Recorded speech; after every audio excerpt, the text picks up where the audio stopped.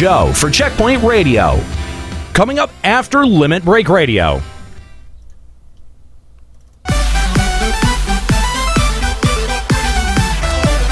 This episode of Limit Break Radio is made possible by our generous Patreon donors, including Nico Zaccone on Cactar, Maruli Epican of Gilgamesh, Crimson Light Farron of Hyperion. Thank you so much for your support. If you want to support Limit Break Radio, visit patreon.com/limitbreakradio.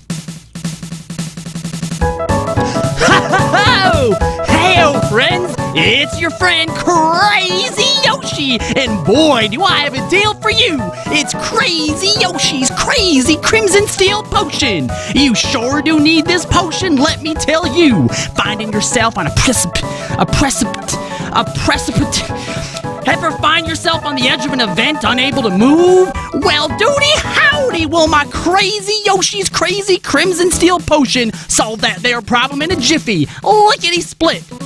For the low price of $29.99 Gillerinos, and you're halfway to Drinkstown, I swear it'll cure anything up to, but not included, coma-inducing blackouts. So trust your friend, me, Crazy Yoshi, and buy Crazy Yoshi's Crazy Crimson Steel Potion today. Woo-wee!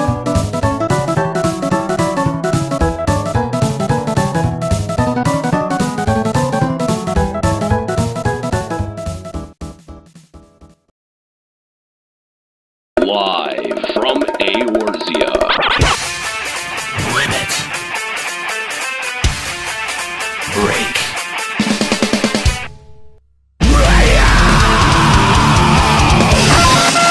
with your hosts, Unhero. Now behold the horror you have wrought. Kahlo. I said don't take your clothes off. Juxtaposition. I don't get it. Ascalia. Holy shit, totally forgot about him. And Mika. Oh my god. LimitBreakRadio.com. 5, 4, 3, 2, 1. Welcome to Limit Break Radio, episode 116. So glad to have you along. The big 116. Twitch.tv/Limit Break Radio is where you can find the show. Live starting at 4 p.m. Glad to be back at our normal time here on Twitch.tv/Limit Break Radio now that E3 is over. Stormblood is kinda released. I mean, if you can call it that in its current state. Pre-release is definitely maybe a more apt term at this point. And we're glad to be back with you here on Twitch.tv/Limit Break Radio. We are, of course, live from Eorzea, kicking on over to our Eorzean studios. You can join us, if you like, on the Sargentana server. If you can get in, you might have to wait in line a little bit. We're in the Goblet, 5th Ward, plot number 30. Hope that you join us. You don't need Stormblood access to be able to hang with us. I don't know. Oh man, we should have gated our content. Like, if you don't have early access and you didn't pre-order the expansion, can you still log on right now? I don't. Oh, you can. Okay. You can. What? I didn't know.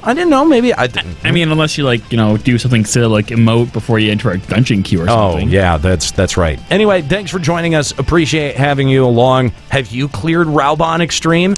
We want this morning. We want to hear from you. Give us a call. Limit Break Radio on Skype 810-515-8715. LimitBreakRadio.com/Discord if you'd like to call in. We want to hear from you. How has your early access to Stormblood been? Has it been as much of a problem as it has been for us? It has definitely been annoying. As of today, everyone, well, I want to say everyone, but more people should be able to. Yoshi released a statement saying that they've opened it up so that 20,000 additional players can now get into the duty instances. Oh, so, good. Yeah. That's nice of him. Oh, boy. Thank you, Yoshi. You are such a kind and benevolent god. Thank you. asshole. Thank you for letting us do the story. Without a blood sacrifice, too. That was very, very kind of him. Anyway, yeah, we're going to want to hear from you. Limit Break Radio on Skype, 810-515-8715, limitbreakradio.com/Discord. Kookie is standing by to take your calls. She'll forward you along to us. We'd love to hear from you and all of your reactions and thoughts about Stormblood. Have you been playing the new jobs? What do you think of them? How far or have you been able to get in this broken ass story?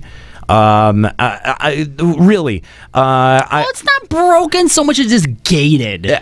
I mean, yeah, if you want to look at it like that. You know, I know that Square-Enix had said, you know, please try not to spoil, you know, big moments in Stormblood. And, I mean, I guess if you make the content broken, nobody can spoil it. So, congratulations if you... Take notes, Atlas. Congratulations if you've made it all the way to Kugane. You're one of the lucky few, it seems.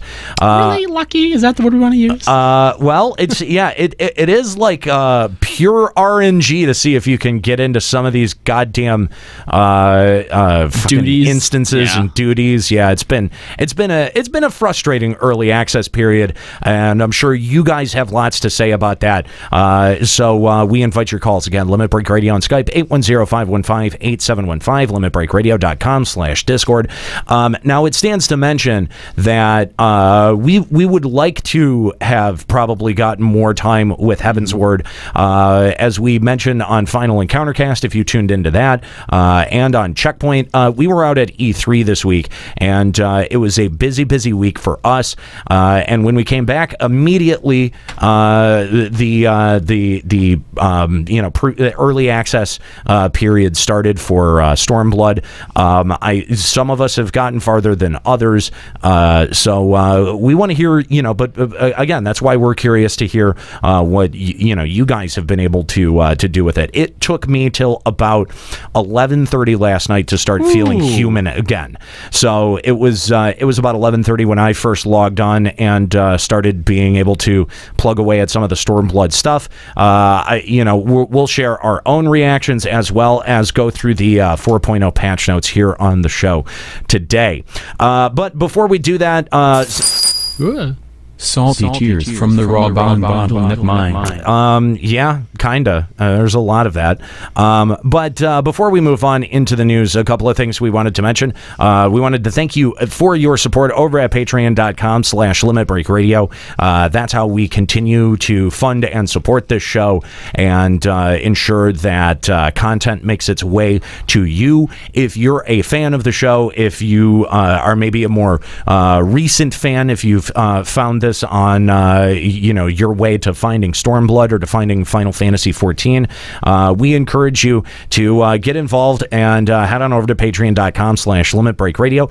Give whatever is appropriate for your budget. Again, it helps ensure that this content remains steady weekly and keeps it independent and critical, which is all things that our audience has been very vocal that they like about this show.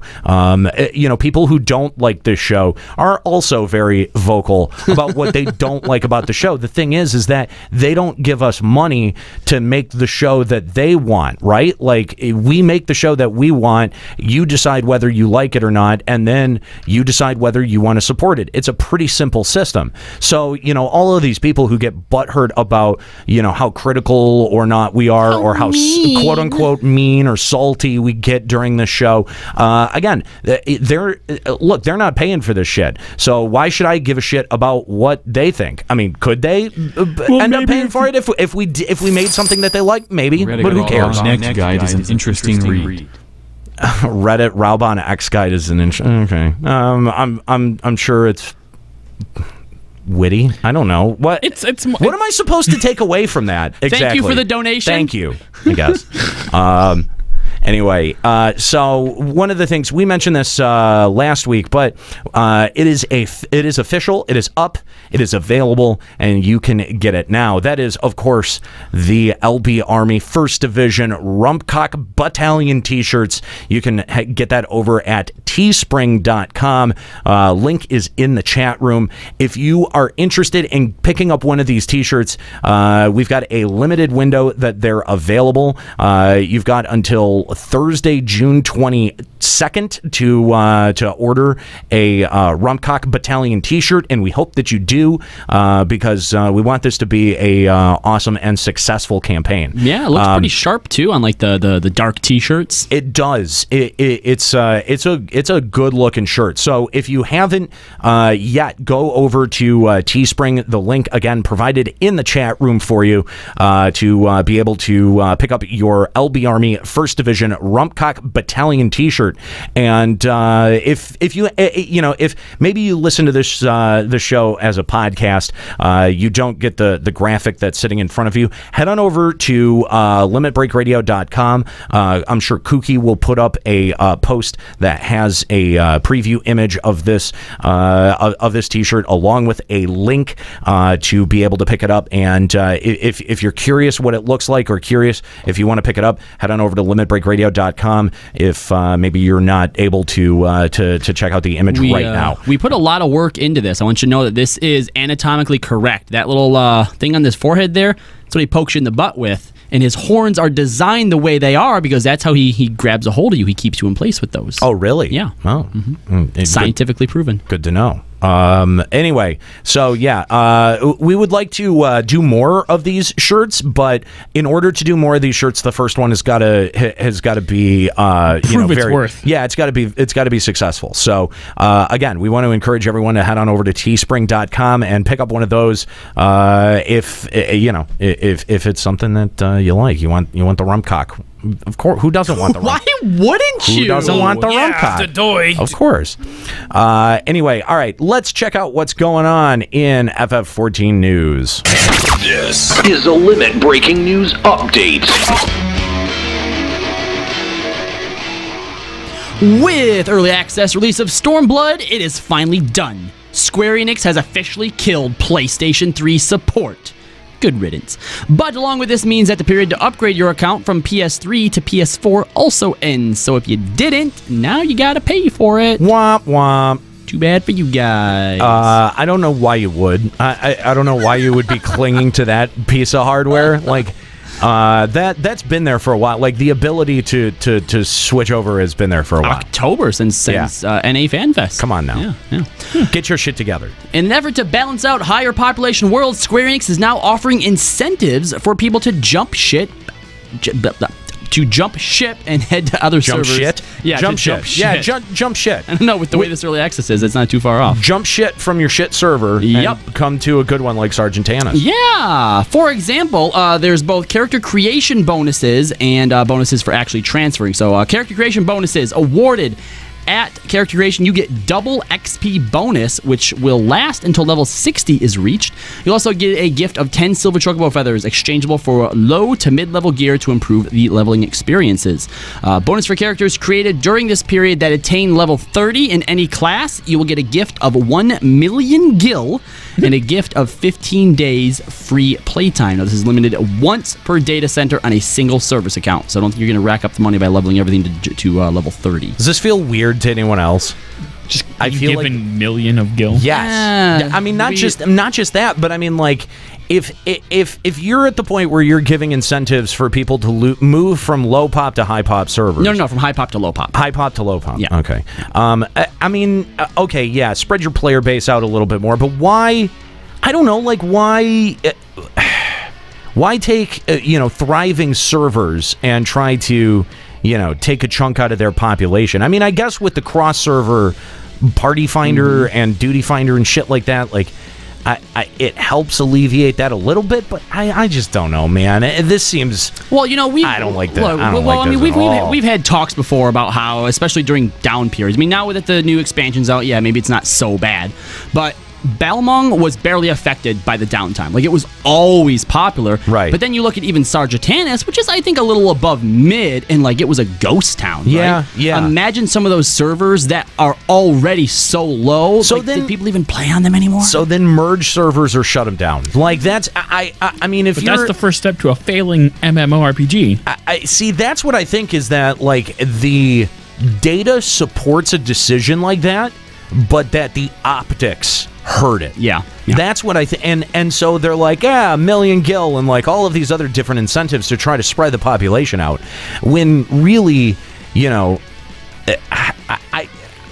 man, I just don't like this decision. Well, that's not all, because you also get bonuses for transferring. So if you decide to world transfer, the transfer is currently free of charge, and you can now take the maximum amount of gil that can be transferred has been increased to the cap, 999,999 or 999,999,999 gil, as well as a gift of 10 golden chocobo feathers, exchangeable for special rewards such as rare mounts. You know, they probably needed to get rid of the cap anyway. Yeah, like that it was was time. all It was time for that. That was necessary.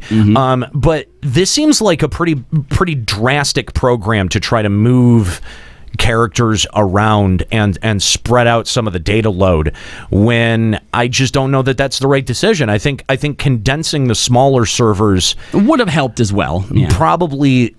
I mean, yeah, it looks bad, but I think probably would have functioned way better.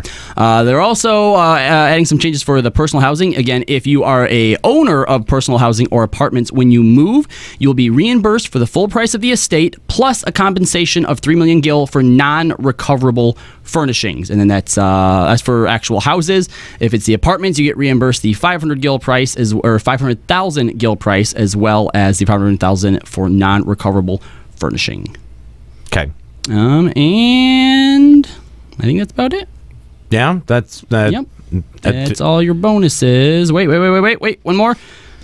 Transferring from high population to designated worlds. Oh, no, it's all just the same. Oh, I'm really glad that we pre-read the news here today. Good job. Well, that was actually from the actual thingamabobber.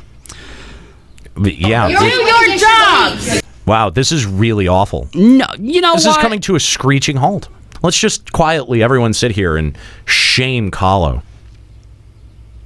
I think Do your Juxta should do it job! next week then. If I'm doing such a terrible job, let's see him do a better one. Because that's your choices. It's me or him. Or We him. actually usually have other people on the show as well. Oh, really? Who? Escalia? Is he going to do it? Yeah, actually, he might. Yeah, he usually does the news, if you remember. On the other show, He's good at it. Look at the judgment in my eyes. you always have that in your eyes. I'm judging you. Yeah. In a rare moment by SE, they've released a video called 14 Memories that serves as a great example of marketing to your audience. It's actually a very touching and cute video showing a young boy as he grows up and all the memories that he's kept along the way. It culminates with him on a train in a suit looking forlorningly out at a baseball field full of youngsters that used to be him. Then it shows several Fens fighting, wiping, but eventually winning against Titan X triumphantly. The idea is that even online games can have substantial effects on your life. And I'd like to note that even Square-Enix goes, yeah, Titan X was the pinnacle of our content creation. Yet they don't try to replicate it. Nope. No, completely. They're just like, nah.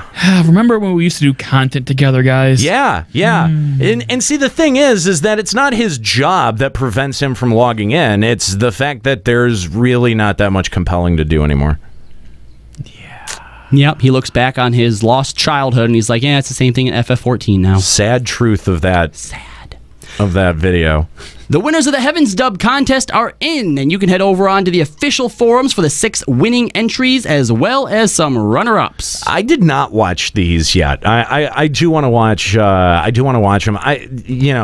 Did we? I don't know if we shared winners previously. No, we shared winners of the musical one, but not of the dubbing one. That's right. Yeah. I mean, congratulations though if you entered in one. Mm-hmm.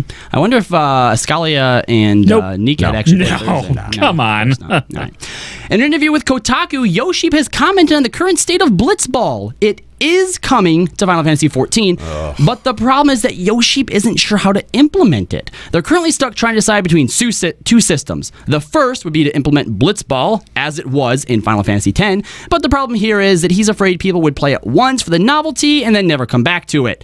Well, that seems to work okay for the rest of their content. Yeah, Get her done. Sounds like he's worried about it being Lords of Verminion syndrome, or I mean, even Triple Triad has fallen off. Yeah. Like I've noticed that there are card collectors again now with Stormblood, but not that people many. do it to collect it, but then that's it. Yeah, They don't keep going back to it. The other idea is to have the player act more as the manager and recruit NPCs for the team, and then play as the coach. But he's afraid the problem here is that people will look at it and say, "That's not my blitzball." Oh, that sounds like such a dumb idea. I actually dumb know idea. The way that they could do it is, first of all, do it like normal blitzball, right? Just in the game. Give actual cool rewards for doing it, and then make seasons where at the end of the season everything's reset, so then you have a reason to go back and keep playing. Don't do the manager thing. The manager thing is that's we the already worst. have that technically with like the squadrons where you my god, it was and nobody does it. Squadron. Nobody does it. It's just like renaming all like the, instead of like tactical strength, it's passing ability and all this other shit. Yep. Ugh, gross. Yeah. I think that this is so stupid. Blitzball in general? Yeah, why add blitzball if those are the two? If those are the two options, right? Like if you, I mean, because even blitzball in 10. It was okay, but like once you got to it had problems. Yeah, once you got to a certain point and you were overpowered, the novelty wore off. Right. And that's when there were actually rewards that worked, towards the game. I mean, isn't the whole point of adding swimming to the game was to eventually implement blitzball? And if you're going to go with a manager route, that just kind of defeats the entire purpose. Yes. Well, from our point of speculation. I mean, I don't know that swimming was added exclusively please. for blitzball. What other reason is swimming in the game? Exploration. So you can have cities under the water where you go there and then walk around like you're not under the water? Yeah. Isn't that exactly what I said it was going to be? Yeah. Yeah. And isn't that terrible? Yeah. Yeah. So No, I was they right. had to have a real reason to implement swimming, aka blitzball. Yeah. And lastly, among the plethora of bugs and glitches currently plaguing early access, one is especially deadly, dubbed the Susanoo Black Hole. If a player is emoting when they enter the duty, on completion they will be put into a black hole for which you cannot escape. Not through logging out, uninstalling, or reformatting your computer. People have tried.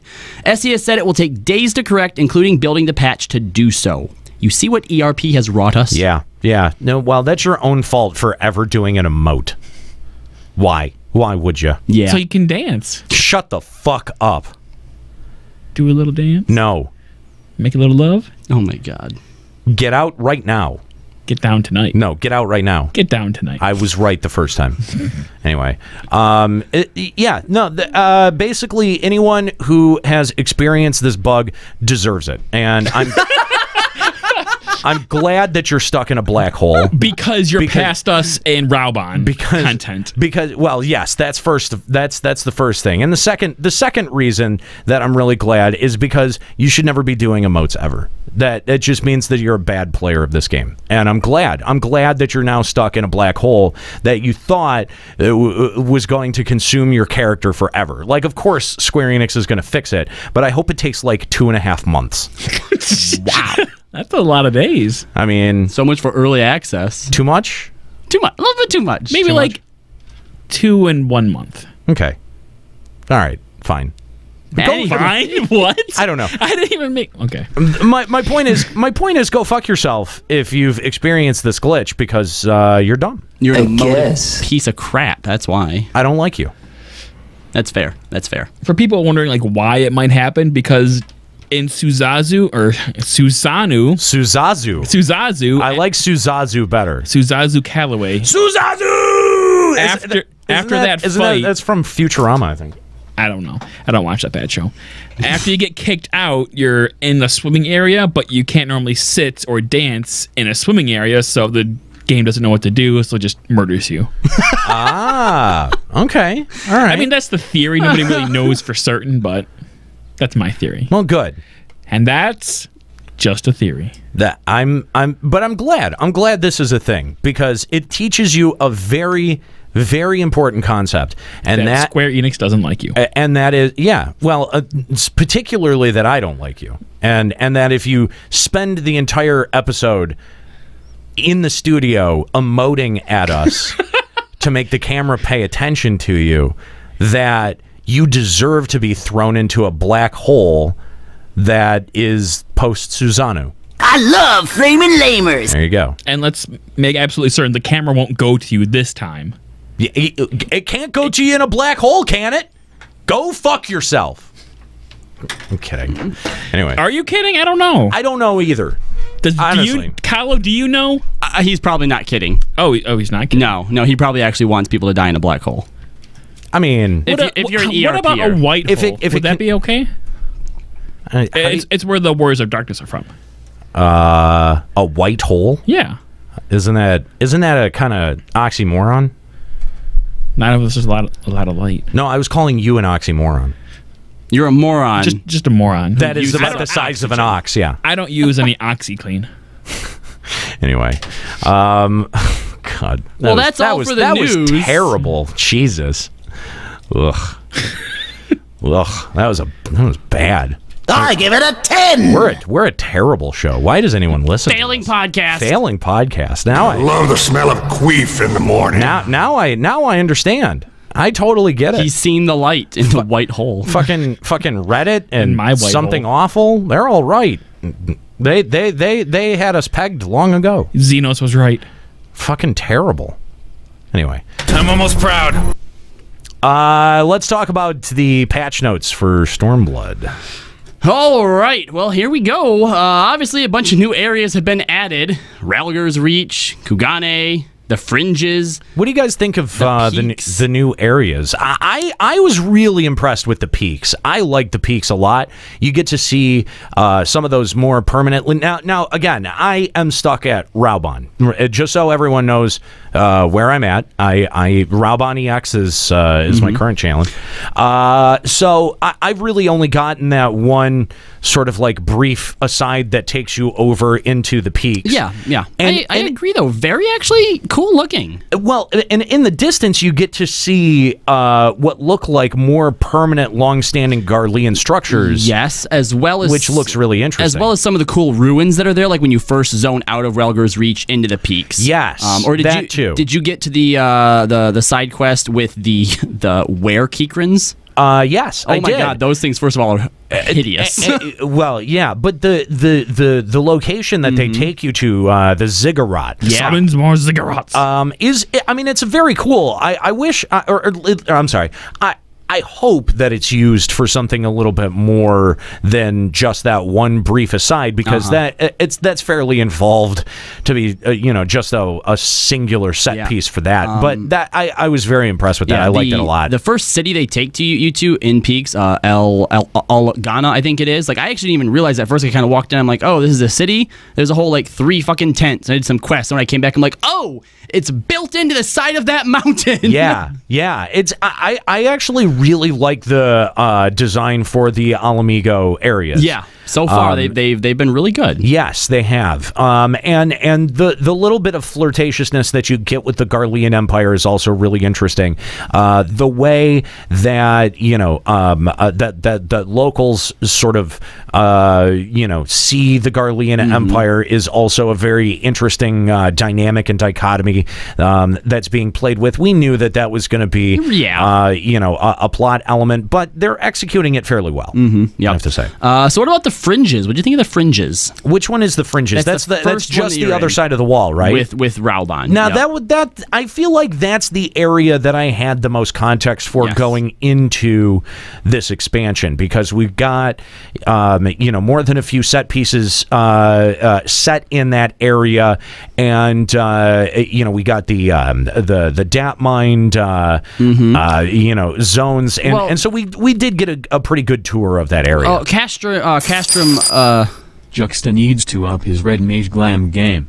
He looks like more a like black a generic mage. black mage. What do you want from me? I'm leveling, you idiot. Oh, jeez. No, but he's right though. He is. He's You don't look like a red. It's like you didn't even try. Hashtag fake red mage. He's the worst fucking red mage. Like, this is embarrassing. 64. Oh, get off yourself. And at 64, you didn't have better glamour options than that shit. That looks good. than that shit. That looks no, good. it doesn't. It looks like a black No, mage, it doesn't. though. Okay, guess what? All the fucking gear is from Black Mage. So until they like actually introduce more Red Mage Is it gear, not dyeable? You could have at least dyed it red. I mean, it is red for starters, and no, you can't dye it. Well, then you picked a shitty red, and I can dye my gear that I got from leveling this is up. just. I'm sorry, but these are all just bad glamour decisions. Which glamour's the true endgame, Mr. You Glamour haven't even Lord. touched your glamour. Mr. Glamour Lord, Red Mage looks like a Black Mage. Meh, meh, meh.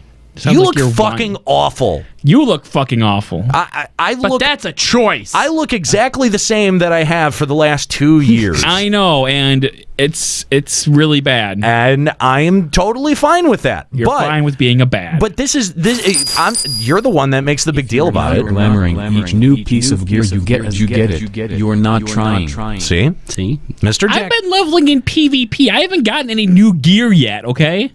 and you knew when this show was coming. You knew that this was going to be the first time that you got to unveil yourself as a red mage, and this is what you present us with. You in fucking fact, failure. if you're leveling in PvP, then you don't have the excuse of, well, I'm getting so much gear so quick, I can't just keep on, glamoring it over and over again. If it's never changing, you should have glamored it. I'm looks just fine. fine. You look terrible. You do not. You just can't appreciate what a real red mage would look like. So I don't even understand a black why mage? you're Is that what a bothering to real try. red mage looks like? Is a black mage?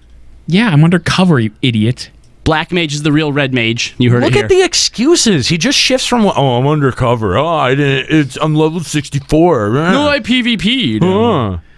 Such excuses. Trumped a position. You knew when the show was. You knew to be presentable, and you just phoned it in. You phoned it in on the glamour, which is, again, Juxta Glamour Lord. I think you lose that title. You do. Sorry. It's gone now. It's gone. All right, well, Failure. let's Complete see failure. Kahlo's glamour. I'm not changing to a new job. I have the same You're not glamour. even logged on because you're an idiot. Same glamour that I had before. Terrible. Because I look awesome. Just like a Nero. Awful. At least You he look does- awesome. You look like a Nero, which is the worst. At least he doesn't look Terrible. At least he doesn't look like a black mage. It's a red mage. No, it's not. The lighting is really bad. Red mage. Yeah, failing red mage. Thank you, Ammon. Thank you.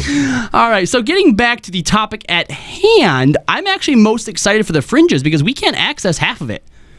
Well, maybe the people who beat Raubuan can, but Right. But I actually went to the bridge, where that giant tower was, thinking that we could get on the other side. Nope, that thing's closed right up. Yeah, and I like that. I do like having access to a portion of the zone gated by some kind of thing. Well, you would think it's gated, but some clever adventurers have found a way to get past the wall without doing Raubuan. Oh? Well, the way you do it is you have a party member with a 2-person chocobo touch into the wall, and then you can click on their chocobo, you get poured over, and then you can fly free. That's an exploit. That's an exploit. That's an exploit. We don't. Everybody, condone that. please report Juxta for exploitation. Yep. And bad glamour. Be specific about that bad glamour part. Yes, absolutely. I'm butthurt, man. So yeah, I mean that's interesting, but yeah, I do like so far the zone designs. I think that they've improved on their Heavensward designs. Yeah. They don't have. I wish they would have added more than just 2 zones to the entire expansion. I feel like that was a really low number for the entire expansion. I hear they add more after you complete Raubuan Extreme. Yeah. Oh, there's stuff after that? Yeah. Not much, though. I mean, so we're exciting. We're looking at, 3 zones in Authored. We have the Azim Steppes, Yangtze, the Ruby Sea, and is the Locks, is that Authored or is that in Alamigo? I There's wouldn't 3 know. in each. I wouldn't okay, know. 3 So in there's 6 each. total. And how many zones did we get with Heavensward? 6? Was it 6? I think it was 6. Okay. Yeah. All right. If it's the same, then I think. I mean, that that's yeah, we probably can't all really right. complain, but on like an immersive sort of scale, I mean, we're in Authored, which is in and of itself so huge, and we just got 3. Yeah, I mean, obviously we're going to be getting more of Authored. The other thing is that I remember that there was talk about the possibility of going to Rads at Hand too, and that's not present here. Yeah. I mean, you know, very well could be Rads at Hand, Fabnaria. What do you guys think of the idea of adding more zones like midway through the expansion? I think that would be, you know what, if that's Square Enix's intention, I'm going to give them huge amounts of praise, because I think zones are one of those big things that you normally really only expect with an expansion release, yeah. And I think that, you know, setting a new expectation for having an entirely new zone, I think that might be good for Final Fantasy XIV overall. It would help, I think, keep things, a little bit fresh and exciting going into an expansion that a lot of people, think they already have their number for. They did add Diadem mid-expansion. Stop that. That's not a zone. Stop. That's not a zone. And Aquapolis. Neither of those are zones. Stop. Those are instances. All right, let's go to our phone lines real quick and talk to Prince Clary. Hey, what's up, man? What's going on, guys? How you feeling? I'm chilling, just here, stuck in queue. Well, that seems normal. So where have you been stalled out on Stormblood progression? Oh, I'm through, man. I'm on Ruby C at this point, so I am not sure. I haven't done Susano yet, but make sure that you sit down or lie down before you go into Susano. Yeah, that's a good idea. I mean, being on Balmung, I know that's kind of an inclination of yours, but it is. We will. No, we're emoting. We're emoting through the whole fight. If I could emote and do abilities at the same time, I would. Then I hope your character data gets lost forever, sir. So bad. But now you have done it. Anyway, so what are your thoughts on Stormblood and your reactions to early access so far? Well, Raubuan EX, of course, sucked. I felt that was poor design off the rip to bottleneck that soon into the MSQ. But there is another solo instance right after that I'm like, what? And the story really turns up super quick. Things happen super quick. So yeah. I actually got that kind of. I got spoiled by one of those Hitler reacts to Stormblood videos. Yeah. You should be wary of those. The zone design is pretty good. I wasn't too much impressed with the fringes, but like you guys said, what was the peaks? What is it? Oh yeah, the peaks is great. And honestly, in Anira, I know you hate the whole aesthetic, but Kugane is absolutely gorgeous. It's well designed. Clear. It's well. I don't care. It's great. Fucking weeb. I'll be that, but it's great. All right, and you can hate it all you want, but you're gonna get there, and you're gonna sit back. I hate it all. I hate it all. I hate it all, and you're gonna find yourself stuck there, walking around, jumping on the roofs, doing all the stuff that you say you hate because it's fun. Yeah, I rejected. Yeah, I very much doubt that. What have you been leveling? What have you been playing? What job have you been playing since Stormblood? I'm still on Dragoon. Okay, that's my main, so I'm gonna stick with that. I tooled around with Samurai and Red Mage. I'll probably finish Red Mage first.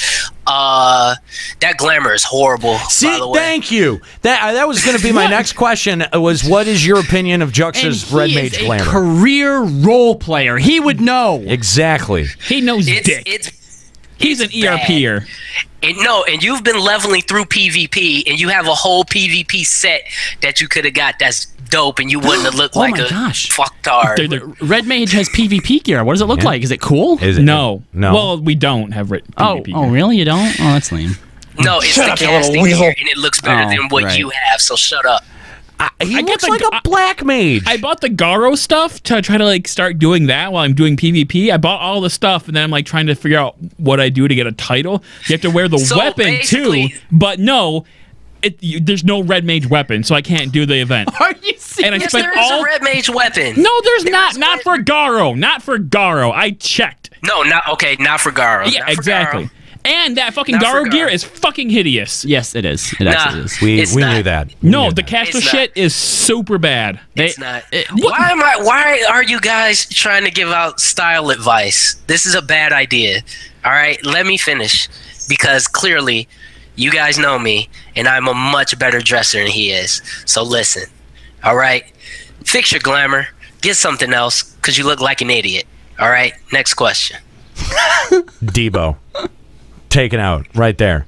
Anyway, so what has been, I don't know, what's been your most enjoyable experience for Stormblood?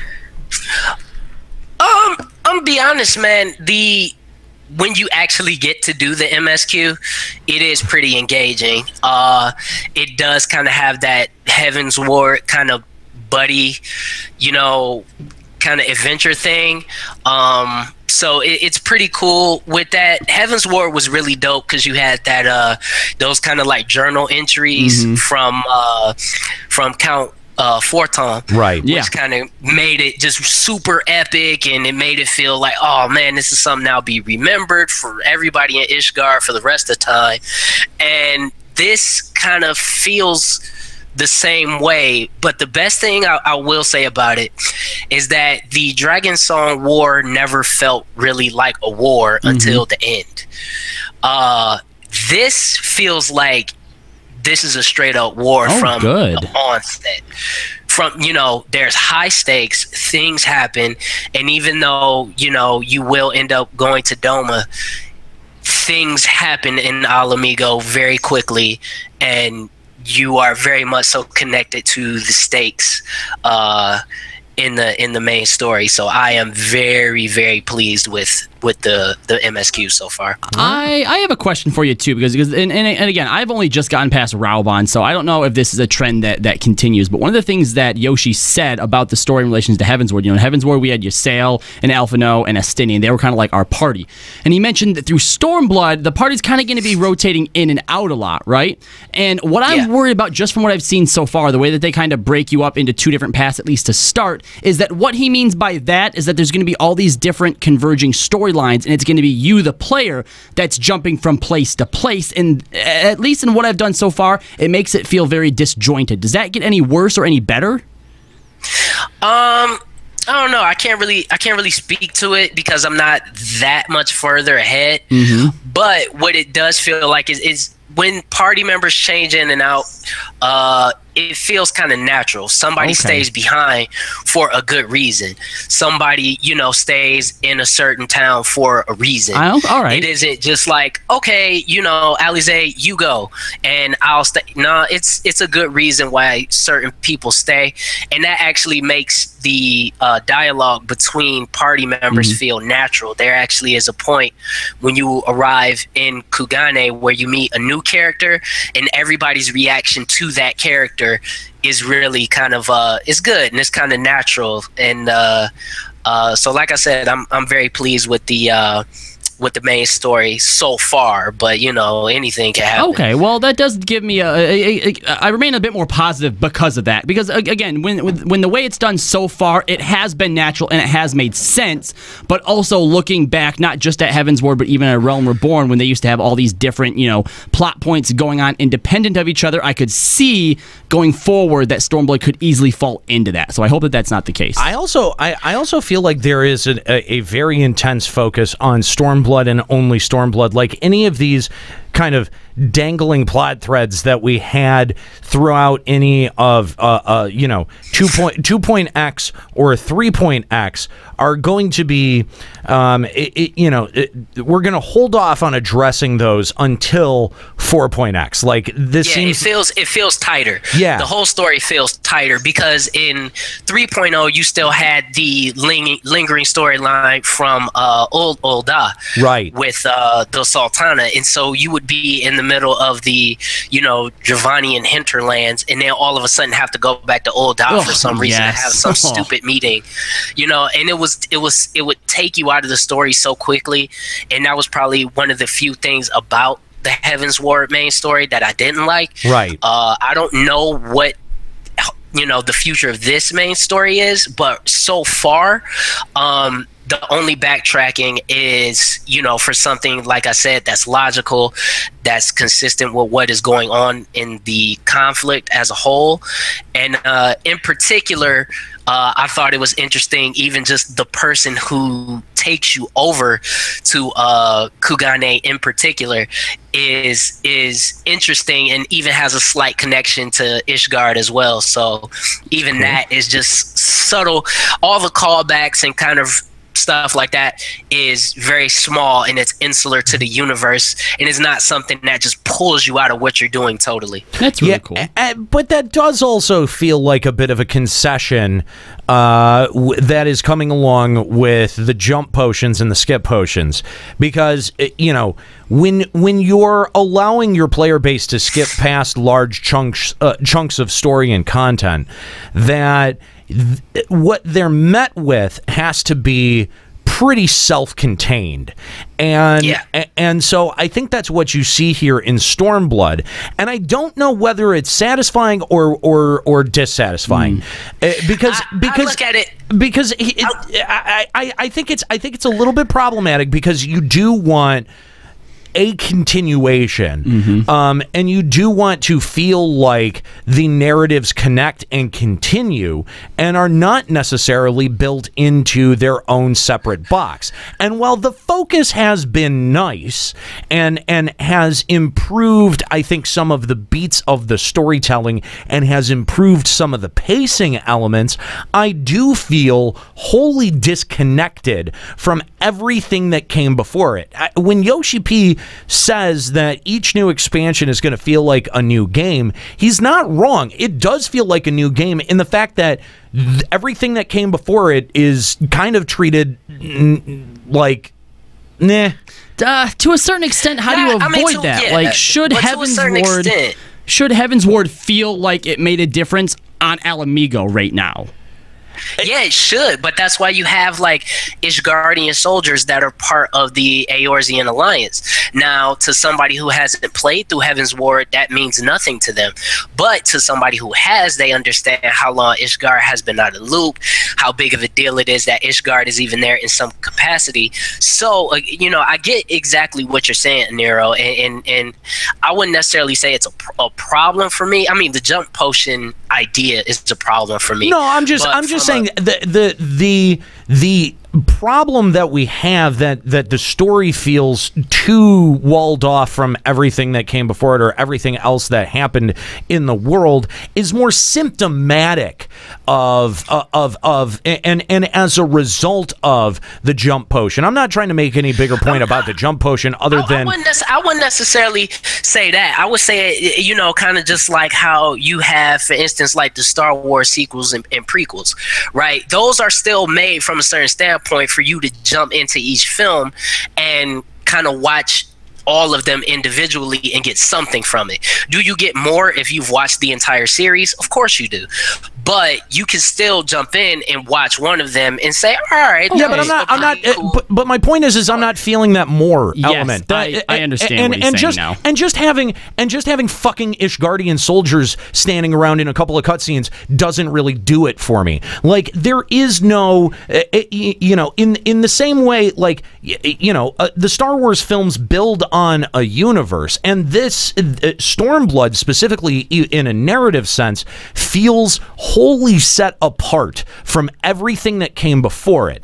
And I understand the reason for it, because if you're allowing people to skip past large parts of the narrative, then you don't want necessarily you know, the crux of your existing narrative to hang on what, you know, context that you learned from earlier on in the story. But at the same time, to feel completely disconnected, I think it does a disservice to how big, how persistent, and how fleshed out the rest of this world is. I see what you're saying, but at the same time, you know, again, we're still early in the main story quest. We don't know how those threads intertwine quite yet. And, you know, I would say let's have everybody finish the main quest first, and then we could go back and have that conversation in earnest.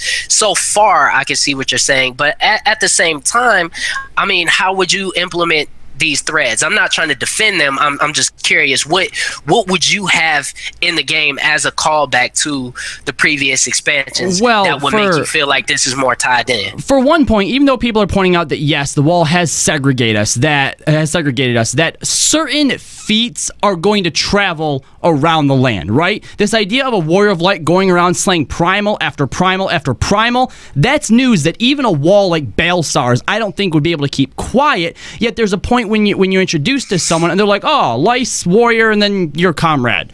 Like, when was the last time we got introduced as the comrade? I mean, look, there's no one thing that they could do to alleviate the issue. It's just an observation that I'm making early on. And if I have to predict the way that this moves forward, and assuming that my logic and why they chose to go this route is accurate, then what I stand to predict here is that we won't see much of a continuation of any dangling plot threads until we get to 4.1 or later on in the narrative where we can pick some of those things up.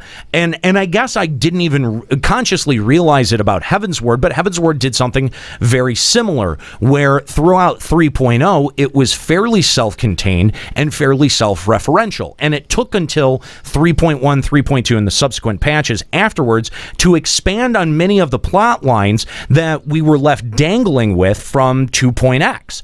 So if that's the method of storytelling, I think one of the things that we do naturally as humans is we pick out patterns, and if you're relying on the same patterns to be able to tell your story, I think your audience is going to end up picking up on it and become savvy to it, and as a result, every narrative angle that you take becomes less effective. I disagree, because if you have a story that you want to put forth, right? Again, as Carlo just said, we've had a gigantic wall separating us from this entire region and the rest of the world. So we can't negate that fact. Certain things that we've been doing on the continent of Aldenar aren't going to reach Alamigo and Othard. And even still beyond that, when you talk to when you get some of the flavor text, when you see some of the dialogue in the quests, there are people who say, oh my gosh, the Warrior of Light, this person who fell, Titan, the person who did this, the person who opened Ishgard, and this. There are callbacks to what you have already done.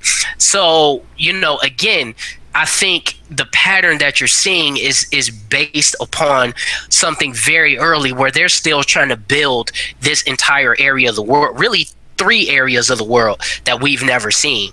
So while I understand where you're going, I think it's a premature judgment and assessment to make when we haven't done enough of the story. I haven't done enough of the story. It might be to say that. I mean, it might be, but the thing is that if access to the rest of the MSQ wasn't so fucking bottlenecked for the amount of time that we've had our hands on Stormblood, we might be able to be making some more informed opinions about these storylines.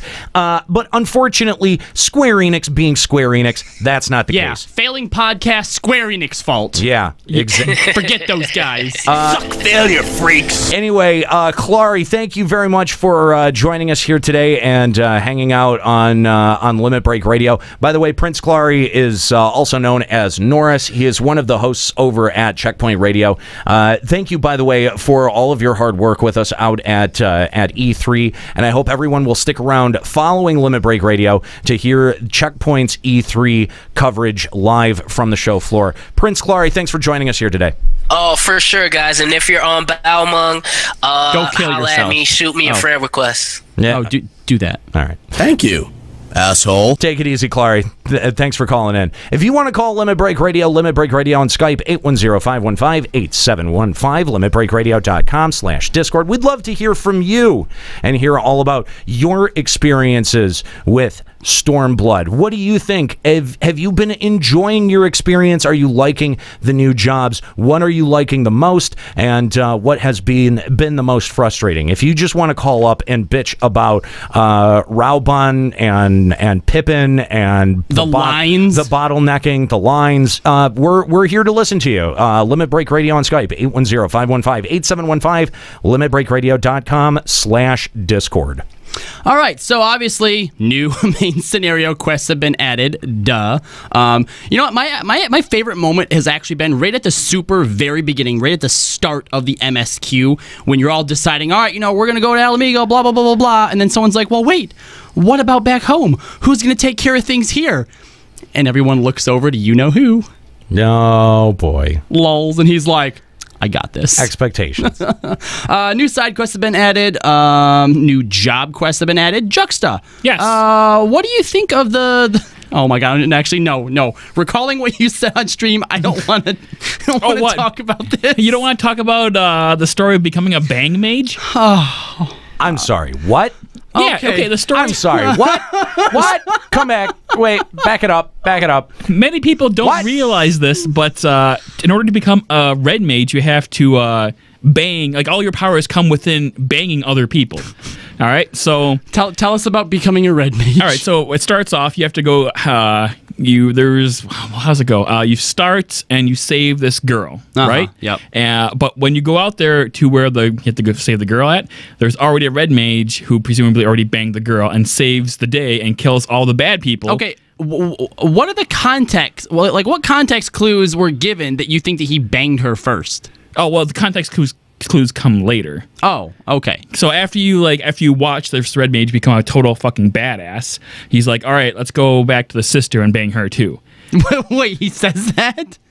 I mean, not verbatim, but I mean, you can imply that. So you go back to the sister, and she's like, "Oh my gosh, thank you so much," blah blah blah blah. And you're like, "All right," and he's like, "All right, man, that was pretty cool. You want to go have a drink at this bar?" And you're like, "Yeah, sure." And then you go there, fades to black, you bang. Well, he bangs you because he has to get power.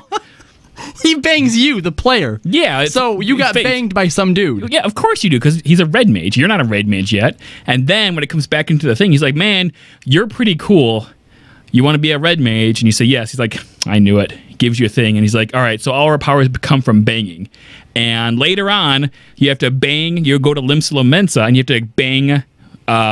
You have to bang these chests, like these wooden boxes. What? Yeah, you have to bang these boxes to see like who's like smugglers are and stuff. You know, you have to bang the box. So, like, are there holes in the boxes?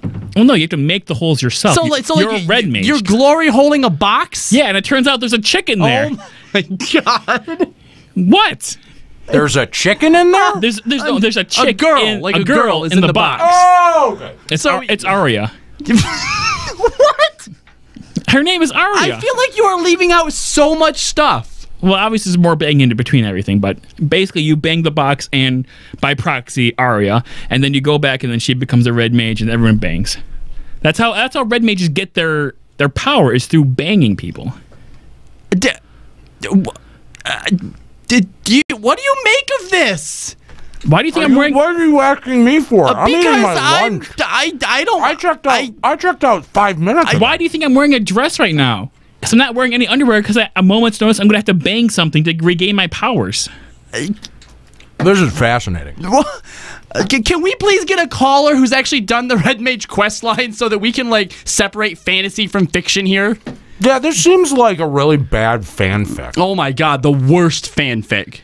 It all ties back in. This is actually a callback to Bravely Default, where the red mage comes from banging people.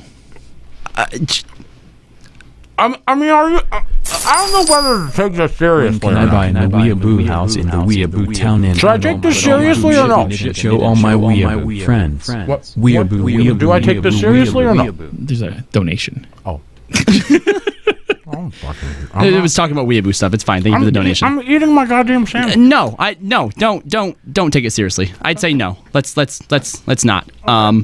I've done the first. Get the rest of my sandwich. Yeah, I've done the first Ninja Quest. I'm not too impressed so far. Although they brought back a character that should have been brought the back. best guy. Stop. You know he didn't die. You know he was coming back. You had to know. Did you not know? It was dumb. He's the best. I hate that guy. He's juxtaposition incarnate. I hate him. I know. He even has my stupid little, my super awesome face line. Yes, war paint. he does, and he's terrible. Obviously, they've also added new quest classes for crafting, blah, blah, blah, blah, blah, blah, blah. I did do my Dark Knight. Well, all right, so what did you think? I don't know. There wasn't much to think. I mean, that first quest, like, at least for Dark Knight, that first quest was not that involved. Yeah, it kind of just, for me, it just, like, I don't even set know, up stuff. Like, I don't even know what it's setting up. Like, to be honest, I'm not sure where they're trying to take it. The real question is, why are you doing your quests now? Because you only get a job ability at the very end, the last quest you do. So I feel like the better way to do this is to just save it all until you're 70 and then go back and do it all. And do it all at once. But then you're wasting XP. I mean, look, for Dark Knight, I get it, because Dark Knight class quest in Heaven's Ward was like the shit. Like, everyone fucking loved those ones. Yeah, I was actually anxious to kind of continue it because, like, I'm interested in the Dark Knight Order, and you didn't get a whole lot of info on it. Why are you eating on the podcast? Because I am starving. Well, why didn't you eat when you went to the store? Because I can't eat and drive at the same time. That's fair. What? I'm making my own rules up today. I don't give a shit. He doesn't give a shit. No, I can see it being a big letdown for you, though. Can you not eat and get drive and get roadhead at the same time? Juxta. What are you even talking about? We're doing a show about Final Fantasy right now. Can you stop talking about giving a Nero roadhead? Seriously. Sorry, Bang Mage. You fucking weirdo.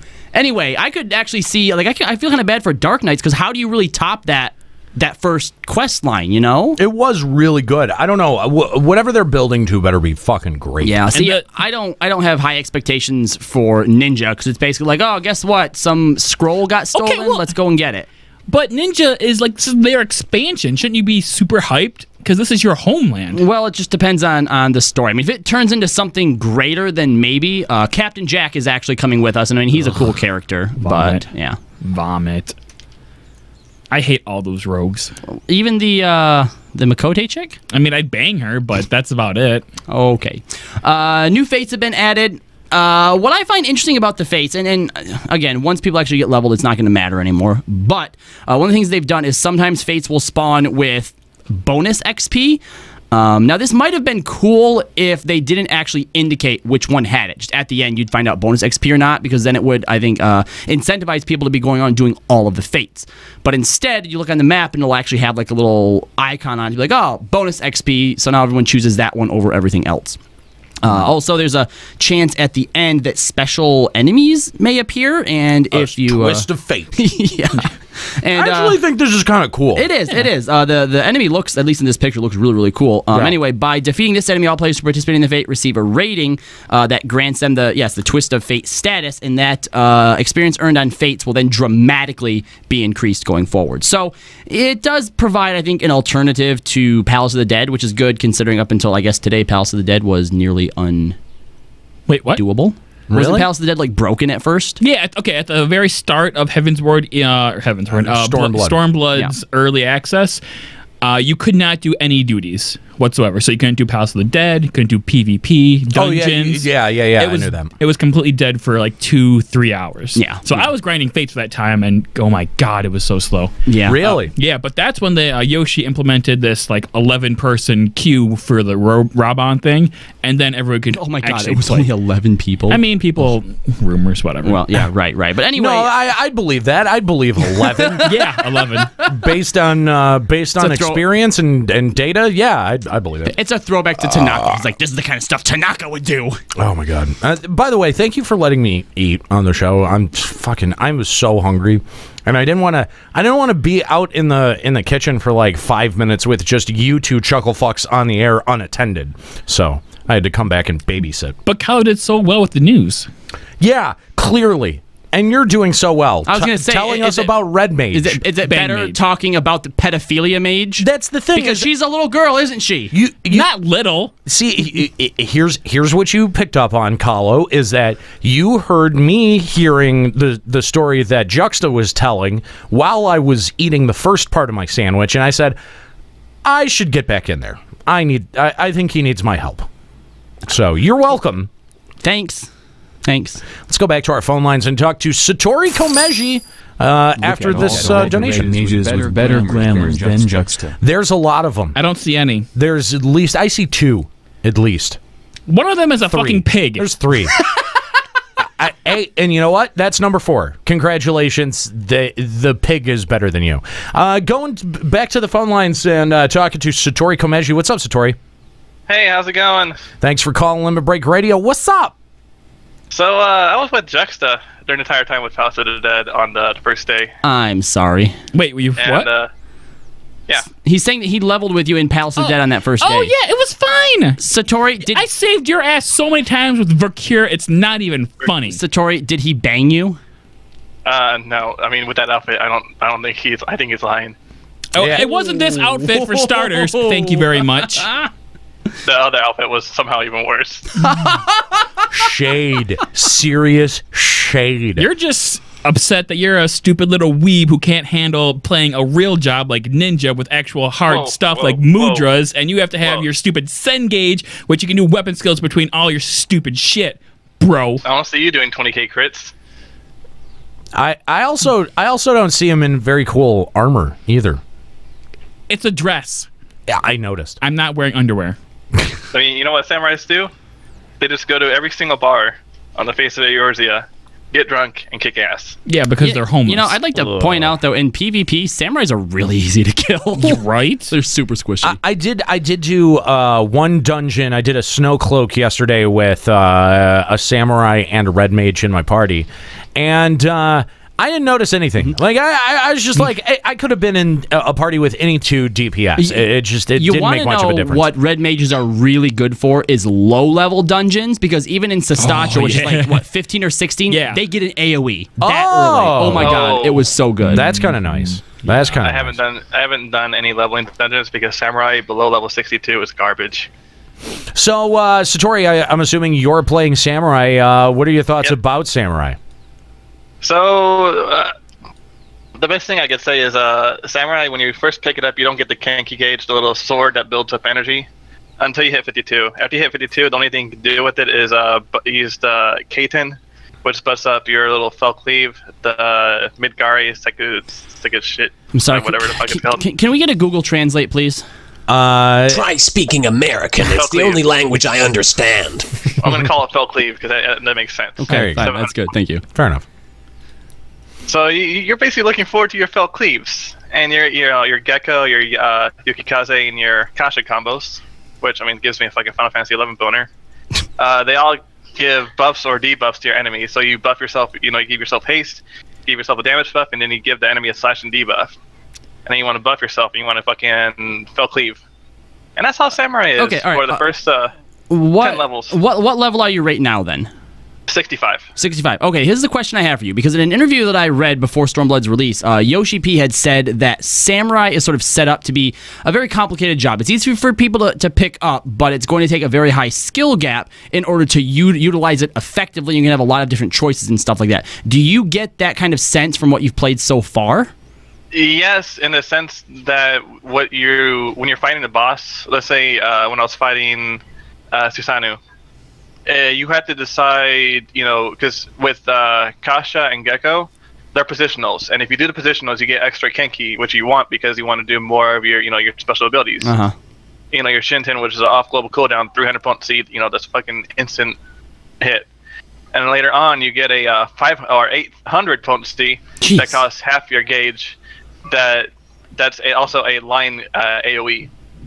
So you basically want to burn your Kenki, but you also want to keep an eye out because when you have when you have your next Midari, your next spell cleave up, you want to make sure you have 20 Kenki so you can buff that and just fucking wail on them for over 1,000 potency. This sounds really interesting, but I'm having such a hard time getting by all the stupid samurai lingo. Like every time he says Kenki or whatever, I just kind of like twitch and I'm like, oh my god, that's so stupid. You punch like somebody who isn't American. I mean, is it that much different from your ninja bullshit? Like, well, except it's we a lot have different from your ninja bullshit because you don't have to keep an eye on your dot. You don't well, have no, to keep in terminology, right. not in function. But this is the thing: when we talk about ninja terminology, sure, we can use a stupid weeb terminology, or we can just say fire, lightning, haste, and what everyone we mean. knows what ninjutsu is. Yeah, you don't have to be weeby about it. Yeah, I guess. The worst thing we say is mudra, and then all of our weapon skills is like Aeolian Slash or Shadow Strike.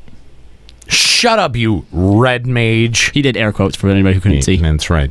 That's everybody. Anyway, it's sort of better. We can't see them. Anyway, it's definitely interesting. I may end up eventually giving it a try. I did like Samurai from 11.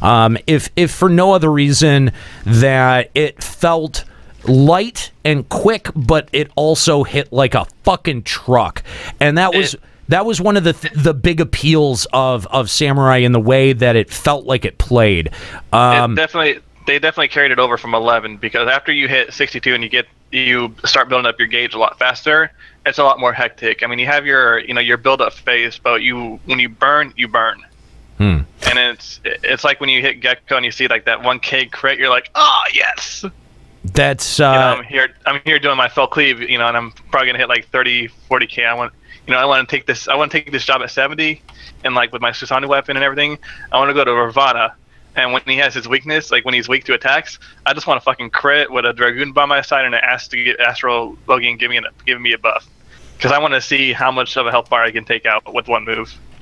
Yeah, I'm gonna guess that it's probably gonna be pretty significant. Anyway, Satori, thanks for the call. We appreciate it. If you'd like to give us a call, Limit Break Radio on Skype, 810-515-8715, limitbreakradio.com/Discord. Let us know what you think of Stormblood, how much fun you're having, how bottlenecked Raubuan is, whatever it is. It would be fine if you would just make a line, you guys. You know how hourglasses work? You know what? There's a whole bunch of shit and it goes down into a hole. You gotta just straight shoot the hole. I need to say something, because you know what? Creating a line does not work. I'm going to tell you why. No. When you create a line, you get people like Kooky, okay? The line cutter, okay? In fact, she is so notorious with line cutting. I'm sorry, Kooky, I got to call you out for this, okay? At FanFest, she cut to the front of the Susanoo line. Yeah, you gotta be kidding me! Yeah, but don't worry. She actually beat Susanoo. Failed 3 times. You lose. Yet, if you were watching our stream the other day, you may have noticed that Kooky was wearing a shirt that says, I beat Susanoo. Wow, that's so next gen. It's a lie. She was carried by her battle team from the previous E3. They won and got her a shirt. Apparently, that should make it okay, guys. Yeah, I'm pretty butthurt about it. But her shenanigans didn't stop there. Did you see what she did to Yoship? Her and Ascali actually found Yoship on the E3 floor, right? Yeah. Got some hugs, some pictures, some autographs. While this was happening, though, a line was forming behind him. Ooh. And so now he had all of these people waiting to talk to Yoship. You could see it in his eyes in that picture. He's like, God damn it, Limit Break Radio. You have done well. But, you know, we just create problems for him everywhere he goes. Yeah. You really pissed me off tonight. Kooky, I hope you're proud of yourself. You should be ashamed. Kooky, maybe we should change her her nickname from the Firewall to Line Cutter. Right? The Firewall has been breached by Susanoo. Kooky Line Cutter persona. How about that? She's the line cutter. There we go. Yep. Anyway, give us a call, Limit Break Radio on Skype, 810-515-8715, limitbreakradio.com/Discord. We'd love to hear from you and all about your Stormblood experience. What do you guys think of the battle changes? Now, I know, Juxta, you have been focusing very closely on Red Mage, but Kahlo, you and I are sticking with our standbys. You're staying with Ninja, I'm staying with Dark Knight. What have you noticed so far about the battle system changes? What do you like? What don't you like? A lot of what's been changed, I think, lines up with the philosophy that Yoshi has been, touting for the past few months, and that's that they want it to be simpler. Now, for a lot of people, that translates to, they're making it easier, which, I mean, it's kind of hard to argue with that logic, but I don't think that Yoship's intent was so that things are getting easier, because... I mean, there's...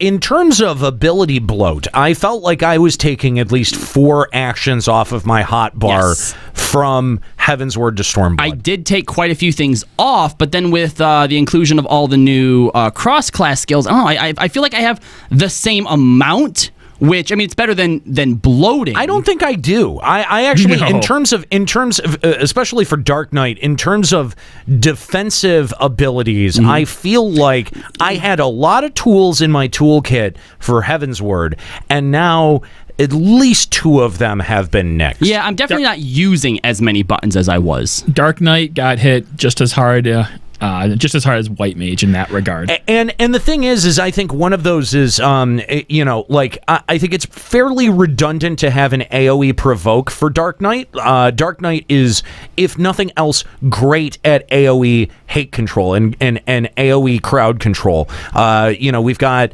the one ability that with the AoE around us, and then Unmend? and then the other one that we can shoot out. I don't know a job ability names. Why would I know Dick job thrust? ability? There we go. Sure. Yeah, Dick we're gonna call it that.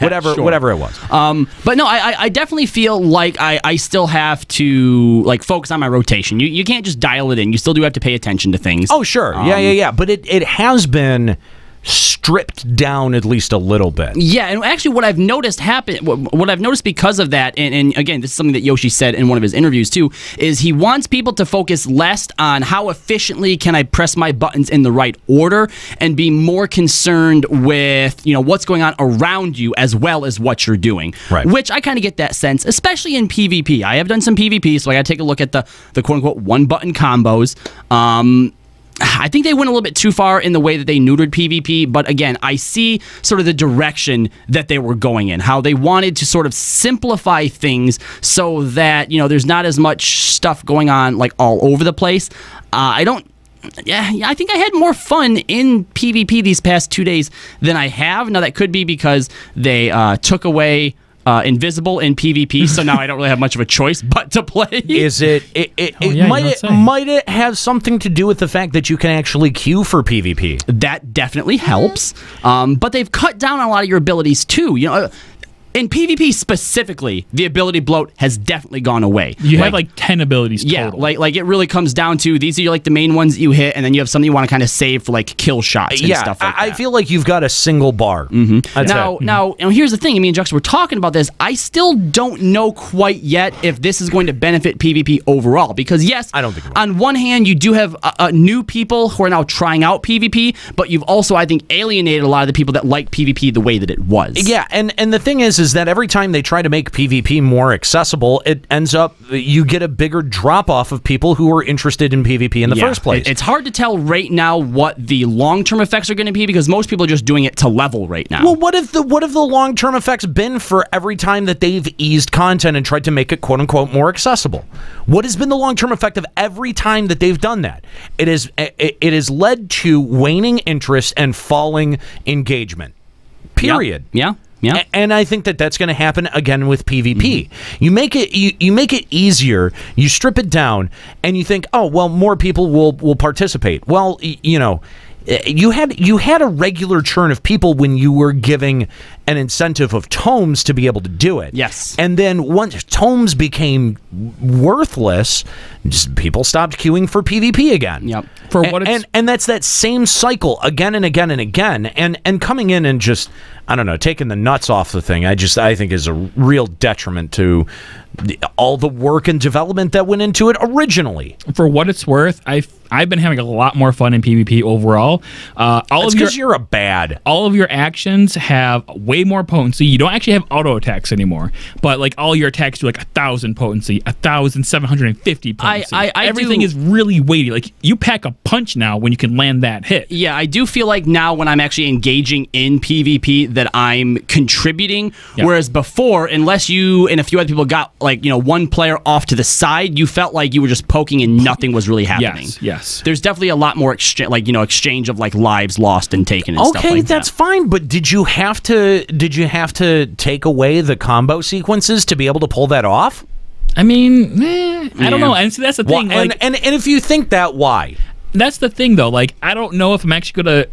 if I'm honest, I don't think I'm going to play PvP once I'm done leveling, and I don't need tomes. Not unless they put some awesome glamour in there. And again, then that comes back to the core problem, that the problem wasn't with the way that PvP was structured, and the problem was with the incentives. As always. This is what we've been fucking saying the whole time. If you're not addressing what the actual problem is, why strip your system down? That's true. What does that actually do? What does that, what purpose does that actually serve? And the thing is that I haven't seen a satisfactory answer from anyone. Not one defender of this idea, not one dev has been able to justify this to a place where it feels satisfactory. And I'll tell you what, if I was majorly invested in PvP before Stormblood, I would feel like I just had my favorite part of this game stripped. That sucks. For what it's worth, Joe Never, big proponent of old PvP, was super hated it before Stormblood, played a little bit of it, didn't really like it, played more of it. He's warmed up to it, so... Okay. I mean... again, that's just one opinion. I'm not terribly invested in PvP, so take my opinion for what it's worth. All right. Well, let me ask you then, Neo. Now that you've been playing Dark Knight, have you actually gotten to use your new UI element yet? Because I actually haven't got to the point where it's opened up the new ninjutsu thing. I have my pinwheel, but I haven't opened up the other one yet. Yeah, Kenki. I basically mine just sort of feels like it tells me whether I have grit on or off. Is sort of the you're gonna entire get your function. I think blood gauge. Yeah, probably at 62. Oh, okay. So you don't have your secondary gauge yet either then. No. All right. No. So obviously they've added new housing areas, Shirogane, which I'm pretty sure this doesn't actually get open to be able to buy stuff until after the probably 4.1 probably. Okay. Yep. They've doubled the amount of furnishings that can be placed in places. Have you added anything? Have you done besides rearranging our house? Have you actually added more stuff yet? Not yet. Nope. I haven't done anything inside the house, and they've only added stuff. Made it more accessible inside the house. Outside the house, we were still capped at a pretty low number. Oh, well, I feel like our yard is already way too crowded anyway. I do. The upstairs is looking a lot better so far. All right, let's go back to our phone lines and talk to Doris Givanavian of Tonberry. What's going on, Doris? Oh, you fuck it up every time. Well, I tried. Yeah. Oh, well. Oh, fuck Raubuan, eh?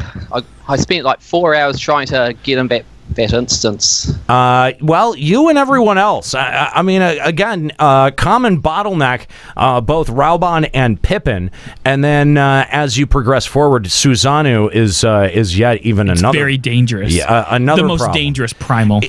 Some of the shouts for that issue have been hilarious because I've seen people go like, "Don't queue up for Susanoo." Or actually, I've seen the most extreme one that I saw was, "Don't queue up for anything or change zones or log out because it'll delete your character data." And I'm just like, what? Don't do anything. Like honestly, it was like this person was like, I don't even know if I should type this message. There was actually, I know that there was one server that got hit with the Alt F4 trick on Raubuan. How do we get through Raubuan? Alt F4. Half the line disappears. Like, the fact people are still falling for that fucking in 2017. Owned. Come on. Fucking owned. Doris, outside of Raubuan, what are your thoughts about Stormblood? Pretty good. I'm enjoying the new zones. They're a lot better than Heavenswood, in my opinion. They do seem a little bit bigger. I think, one of the things that'll help with the perspective is once we're able to fly in each one of the zones. I do like the way that they're taking me through the zone, at least initially. It does feel like a pretty good theme park where they're just taking us from attraction to attraction. Yeah, and I think the thing that I miss, at least that part is done very well. Yeah, the thing that I miss, and I'm waiting to see what ends up being the Stormblood equivalent, is that Heavensward had a very otherworldly feel to everything. From the way that Sea of Clouds, Oz's Law, the churning mists were sort of set up. Everything's a little bit more grounded.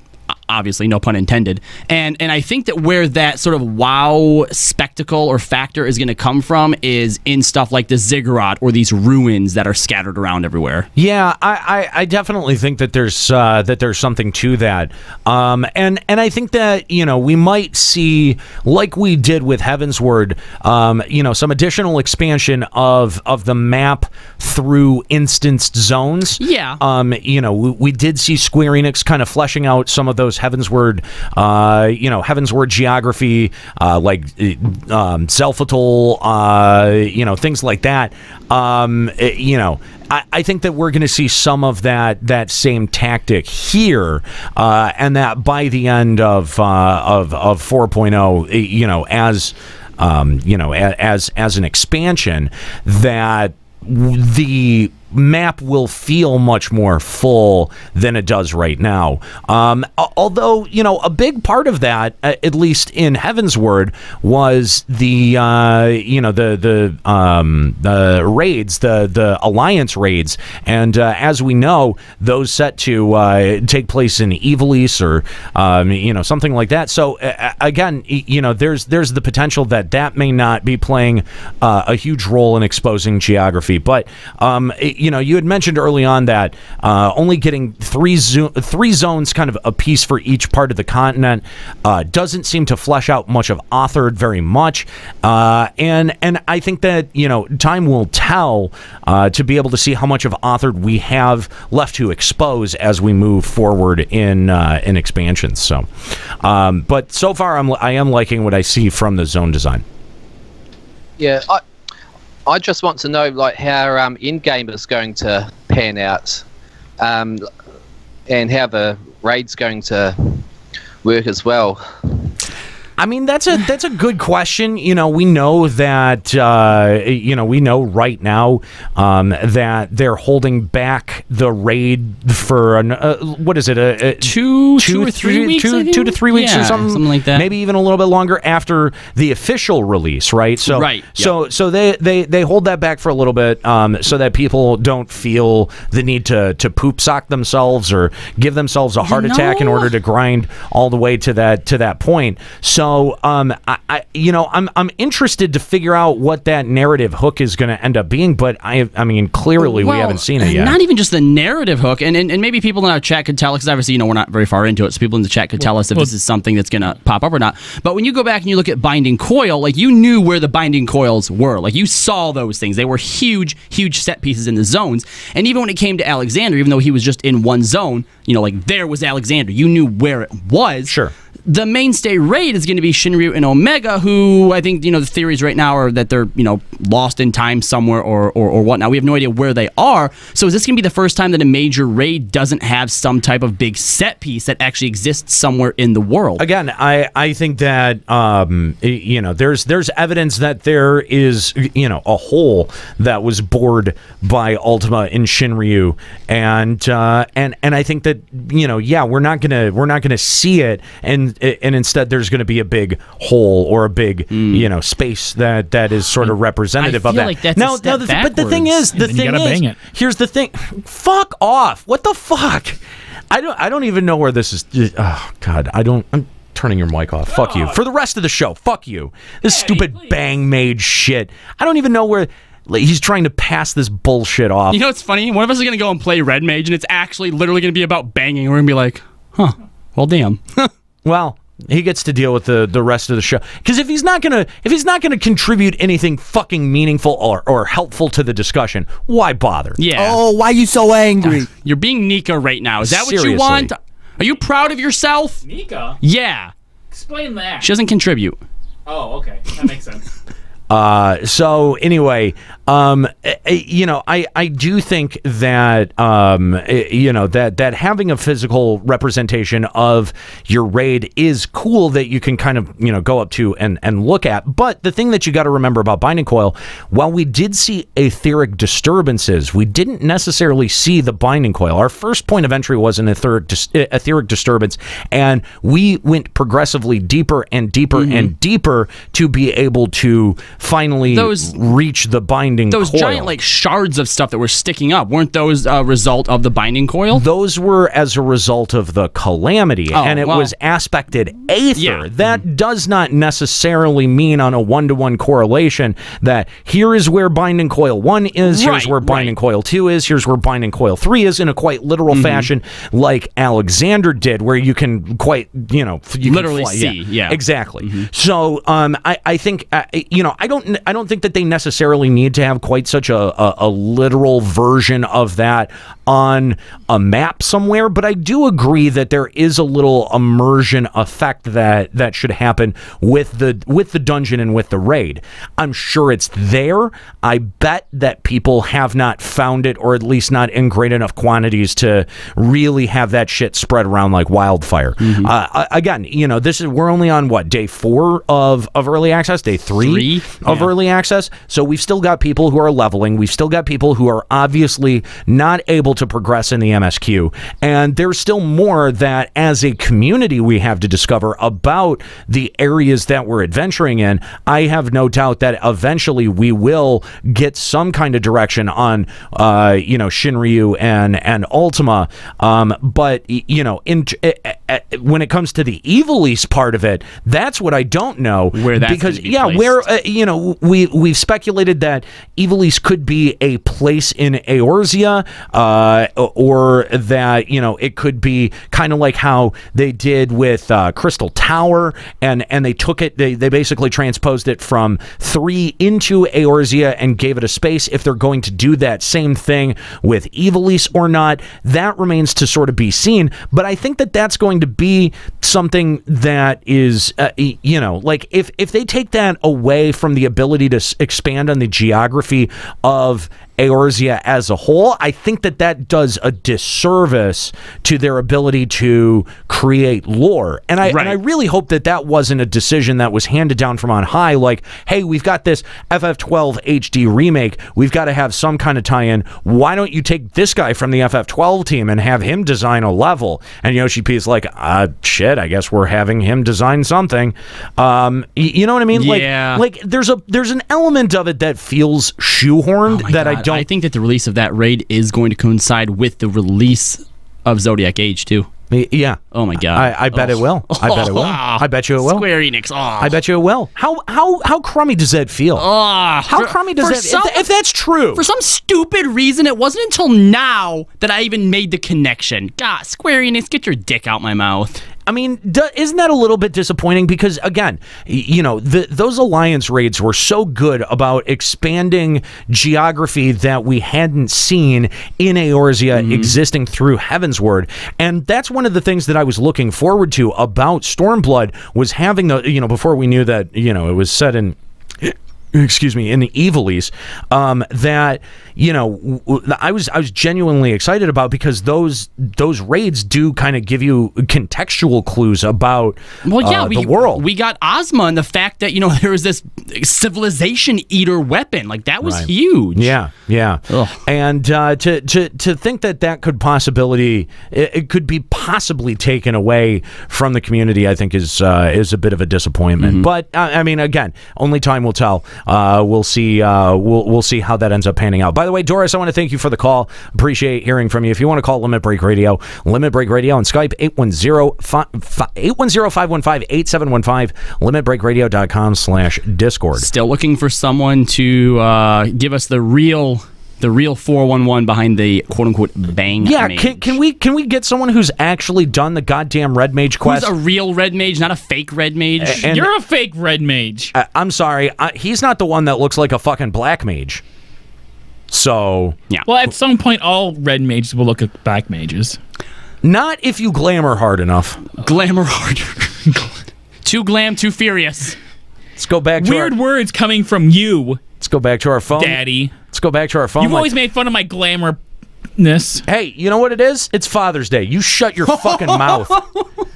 Show some respect. Yeah, that's right. I'm a daddy, too. Not yet. Phone lines. Anyway, let's go back to the phone lines. Diamelos calling in on Discord. What's going on, Diamelos? I'd like to point out that at least the pig is a shade of red. It's pink. Hey, That's a shade of red. Hey. And I'm dark red. No, you're not. It's crimson. That's purple. Do you not even know what colors are? Yo, that's purple, bro. It's not even remotely purple. That's purple. When a pig is more red mage than Juxta. That's purple with gold trim. At least the red. Look, the pig's wearing a red scarf handkerchief. Yeah, That's green. That is green. Jesus Christ. Are you a dog? Are you red-green colorblind? It's tiny. Is that why you're on this train with Daddy? What? What? How do we get to trains? Yamalos. How do we get to trains? How's it I don't going, know. buddy? Yeah, what's up, like Diabolos? trains. How you doing? I don't know where he's getting the bang mage thing unless he wants Thank to bang you. that 12-year-old girl that we save at the beginning of the quest line. Yeah, you bang her. Thank you. And it's not by choice. It's how we sustain ourselves as red mages.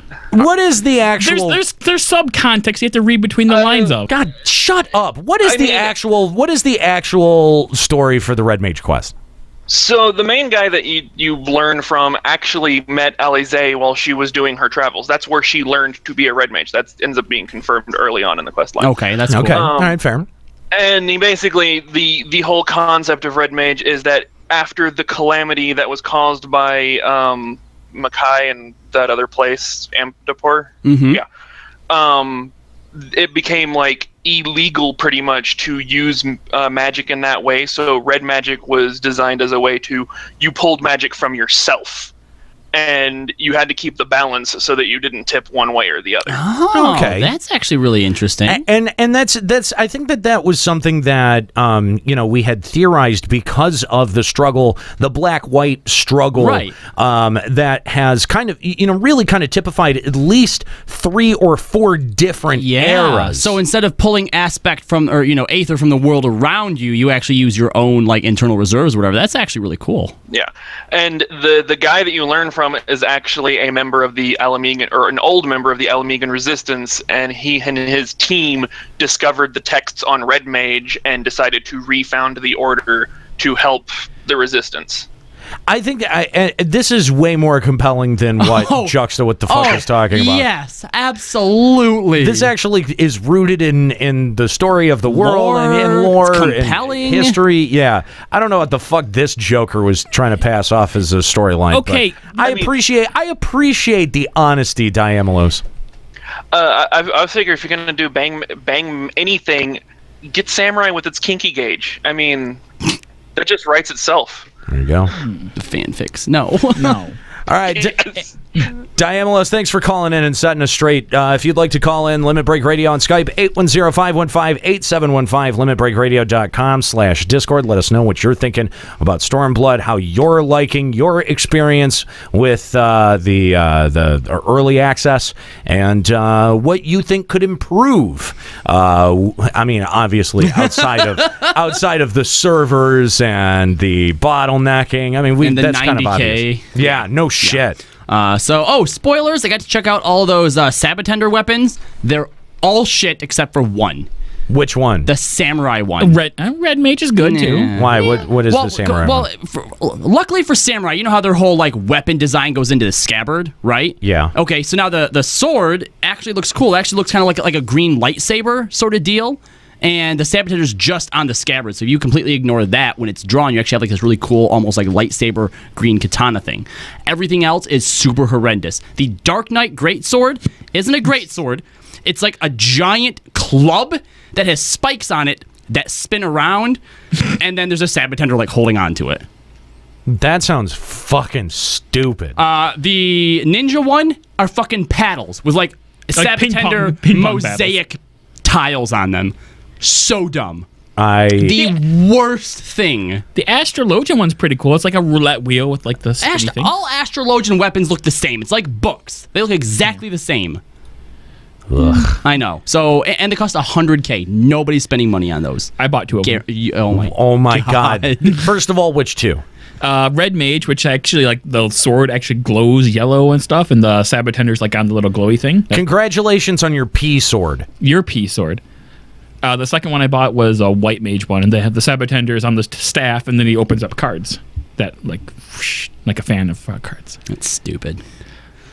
You're stupid. Something else I'd like to point out that I just thought, like, from the devs was like a really cool little like punch in the face, and I don't know exactly how it's pronounced, but the Anata tribe is actually part of like the Alamigan Resistance. Yeah. Their actual little like sect is Vira. So I don't know how it's pronounced, Vera, but it sounds an awful lot like Vera or Vira or something. Viera is the bunny people. Yeah, and I just thought that was like a really, really cool jab, because I remember Visenya one time on Facebook being like, oh my god, Yoshi mentioned the Viera or the Vira or whatever, Yeah. and if he was talking about them, like, oh, what a great troll. Oh, what a great troll. Obviously. I want that to be true.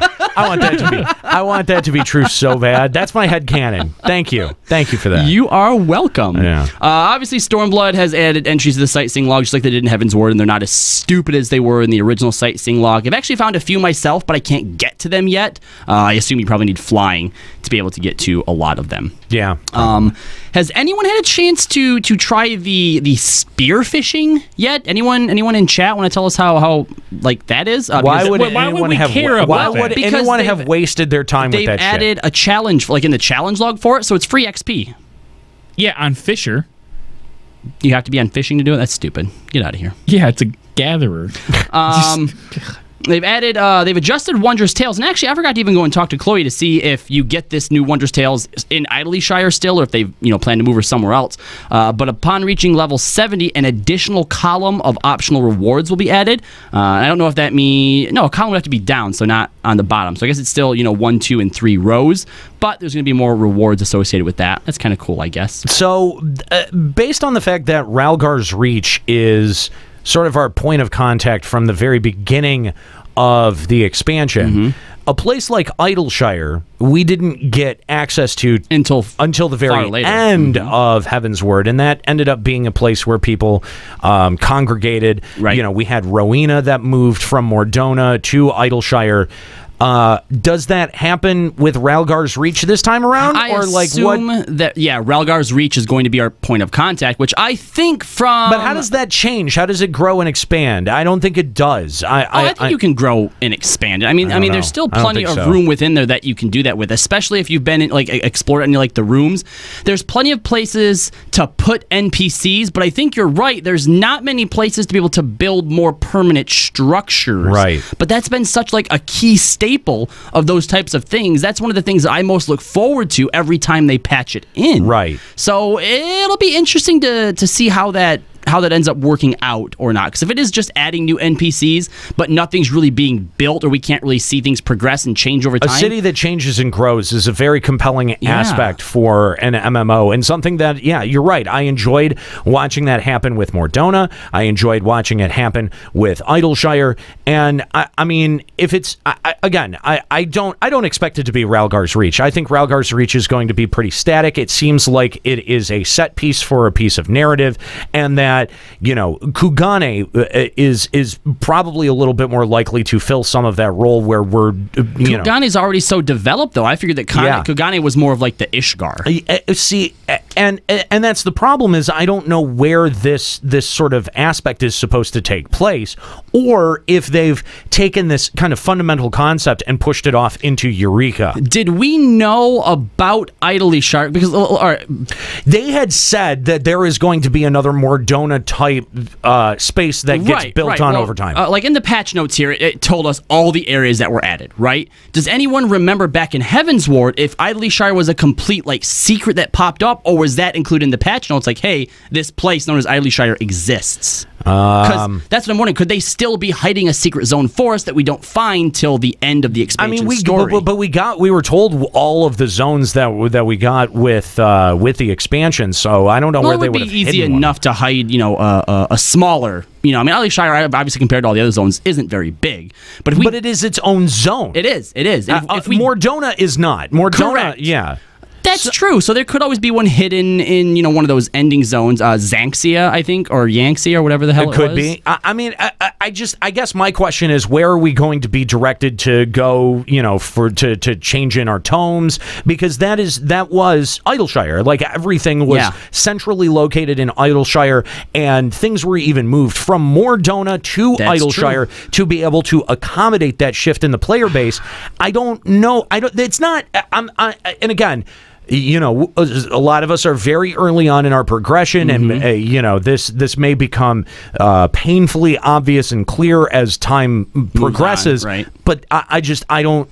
Does anyone know? I'm like, it's kind of a genuine. Yeah, it's a bit more of a genuine question here, because I'm just kind of curious, you know, where our main point of Congress is going to be for as a player base. Fatebringer says it's Ralgar's Reach for tomes. I was going to say, Ralgar's Reach, I think, is set up to be the place with all that empty space. It's interesting, but I mean, it's interesting though that we get that like pretty much right out of the gate. There's never really been a narrative reason to make you wait or not wait, but I think now with what we've seen in early access, the obvious reason to wait is the fact that it overloads the fucking servers. Like, it's all, last I tried to go into, it's impossible to go into Ralgar's Reach, and there's not even really a reason to go there just yet beyond story stuff, right? I had no problem getting into Ralgar's Reach. When did you go in? Last night. It was late last night after, after midnight, but it was last night. All right, yeah. Well, the last few times I've been in there, I know a lot of other people when they went in there during like prime time, like crashes 90Ks. I heard about 90K problems. I've heard about disconnect issues. The only issue that I had was the bottlenecking at Raubuan. Everything else, I was actually, I did not have a problem with. I didn't experience much rubber banding. I didn't experience much server latency. That all seemed fairly smoothed over by the time that I got there. I believe that's fair. Yeah. I believe the first day, right out of the gate, there was probably kind of a lot of that. By the time I got there after midnight last night, that seemed fairly well stabilized. It's interesting though that if the intention is our main point of contact to be Ralgar's Reach, I think that's an interesting decision. That's all. There's no criticism behind that. It's no bad or good. Interesting. It's just an observation. Yeah, I mean, they did it the other way last time twice, so I guess maybe do it this time. Well, and I think another reason that maybe it does make sense is this whole idea that, we're trying to amass more people into the resistance, and we do need a central place for them to all gather. So, makes sense. So, players can now swim in the oceans and lakes of certain areas. Juxta, how much have you got to play around with swimming thus far? When I'm in Ralgar's Reach roaring around, I have to cross the water, so I'm going to swim it, I guess. Yeah, I mean, I the whole entering and leaving it's pretty seamless. Pointless. It's also pointless. I don't know if there's a way to actually go under the water, like if there's a command you have to press, or if it just happens in certain areas, because I couldn't figure out how to go under the water in Ralgar's Reach. Yeah, I think in certain arees you can only go under the water. Okay, so there's swimming and then there's diving. Diving must be... Yeah, diving is different from swimming. Actual under the water stuff, yeah. So yeah, I haven't dove yet, but I mean, really, how... You're awesome going to be flying underwater. Yeah, pretty much that's all it is. Ooh. Yup. Travel speed of mounts on the ground can now be enhanced. All right, so this is something that we were trying to figure out too, because apparently there's no stars, and then there's 1 stars and 2 stars. You actually said you feel like in the old areas on your red mage that you were going faster. Yeah.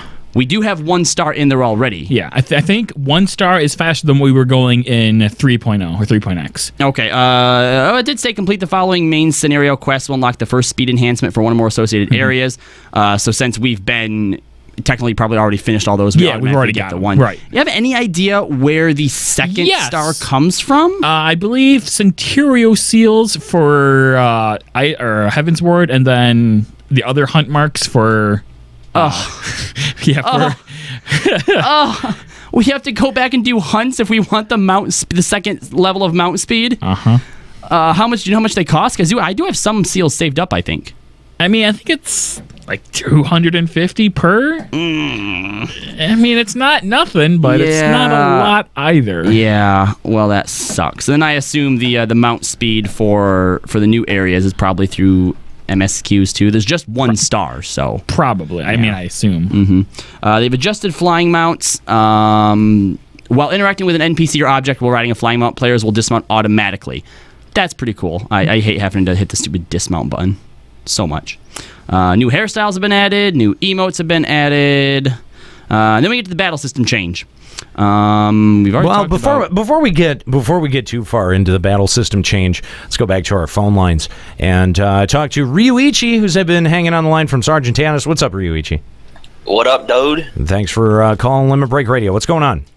Oh, not a whole lot. I just want to delve into the MSQ, and I also want to talk about my reaction with Ninja, because I changed my main from Dark to Ninja. You maybe can beat Dick Ninjas with Kyle, though. Nah. Raiwichi's not much of a dick. Okay. All right. Go on. So for my reaction with MSQs, bottlenecking is already an issue. But I did manage to get past Raubuan and Pippin this morning. Got up like 5 AM for that shit. It was fun. It's been frustrating. The congestion has been frustrating. Well, I think it's inexcusable. Like, I think it's inexcusable even for an early access product. Agreed. To have that much bottlenecking, especially because it seemed like all they had to do was just flip a couple of integers and let them, more people in, and it became instantly more reasonable. And I mean, I've seen a lot of upset streamers, upset commentators about the state of early access, and I've really got to echo their sentiments. Square Enix, this is not Square Enix's first time doing early access either. Heavensward was enormously smooth. Yeah, actually, Juxta went back and listened to our Heavensward episode. Yeah. He was quite disturbed by what he heard. Yeah. It was vomit-inducing. It was how much happiness and positivity we had. That I had. This is the best expansion ever. I'm so excited to do blah blah blah. It was really great. I'm like, you sweet summer child. It was, but at that time, it was very exciting. And the thing is that, I am excited to play Stormblood, and I am happy to get my hands on it, and I'm happy to be progressing through it, even if it does sometimes feel at a snail's pace. But I don't feel as excited, long term as I did for Heavensward. Yeah. And not just that, I'm also kind of in the back of my head going, like, this is cool for like the first week. Yeah. Right? But we know what comes after this. Yeah, right. It's a patch that's going to last a little bit longer. Like, instead of doing it in one day, we have maybe a few weeks of cutscenes, but then we're just going to go back to grinding. Exactly, and it becomes status quo far too quickly. Business as usual. Yeah, exactly. And that's frustrating as shit. Yeah, I mean, we might get a couple. I feel like I'll get a few extra weeks out of it because now we can go back over level and clear all the content in Heavensward that we didn't, right? Right. But still, even after that, you're right. We're just back to waiting for the next patch, waiting with bated breath to see how they're going to mess up Eureka. Yeah. I'm actually on the opposite end of on the long term. Lately, I've been raiding more often. I've had the most fun with Creator all across the board, tanking and DPSing. So I'm really looking forward to Omega, mostly Savage. I want to see what they're going to bring to the table. From what I understand, Delta Skate, which is the first tier of Omega, is going to be much more difficult than the Creator. I don't know by how much, but I think what it comes down to is, what does that difficulty mean? Because, yeah, all right, sure, there were some things that Alexander, might have did well that people, applauded. But what it really comes down to is, when you look at each of the tiers, they had such a hard time adjusting it. The first one was too hard. The second one was too easy. And that all just comes down to numbers, the DPS wall, the DPS checks. So, I don't know, what does that difficulty really mean in the grand scheme of things? Yeah, when you actually try to quantify that, what does it actually mean? Because I know that they said, hey, we're going to make it hard and don't complain when it's too hard this time. But again, I don't think that was the fundamental problem of the raids the last go-round. I think that the incentive was the problem. The rewards was the problem. We were very vocal about this and very pointed. And my opinion about this has not changed. That just by virtue of putting in the story mode and rewarding players on any level for it, even if it was with reduced gear, was so detrimental to the raiding scene that it is. I mean, think of the raiding scene in Binding Coil versus now. There was a raiding scene. There is not now. I mean, that's pretty much where we're at. The the incentives was mostly story progression. Incentives across the board could be just it varies based on personal context. I know for you it's just mostly stuff other than gear. Myself, not just gear, but also improvement as a player, knowing like when I should do this skill or fire off my cooldown, excuse me. I get what you're saying, right? For you, it's personal improvement. Being able to go in and being able to know and see through progression that you're getting better at your job. I get that, but that isn't the type of reward that appeals to everyone. And as we've seen, you say that the story itself is a type of incentive. You're absolutely right. It is. But people who want the story as incentive aren't going to go into the raiding scene when they have an easy mode. Right. No one's going to say, oh, I could walk down this easy path and get what I want, or take months down this hard path and get the same thing. Very few people are going to choose the hard route when they have an easy out. And again, we had identified during Binding Coil of Bahamut how much a reward and how much a tangible reward those story segments that we got out of Binding Coil felt.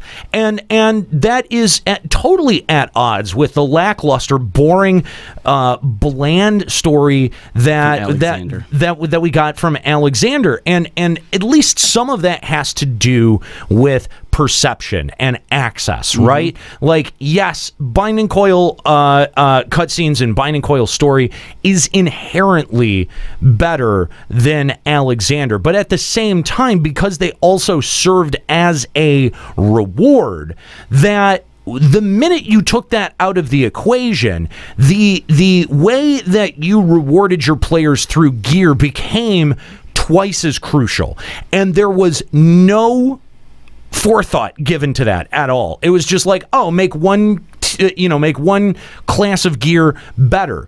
Okay, well, that class of gear is still outclassed in 2 fucking patches, right? Like, that's still the fundamental problem of the way that gear progression worked all the way throughout A Realm Reborn and Heavensward.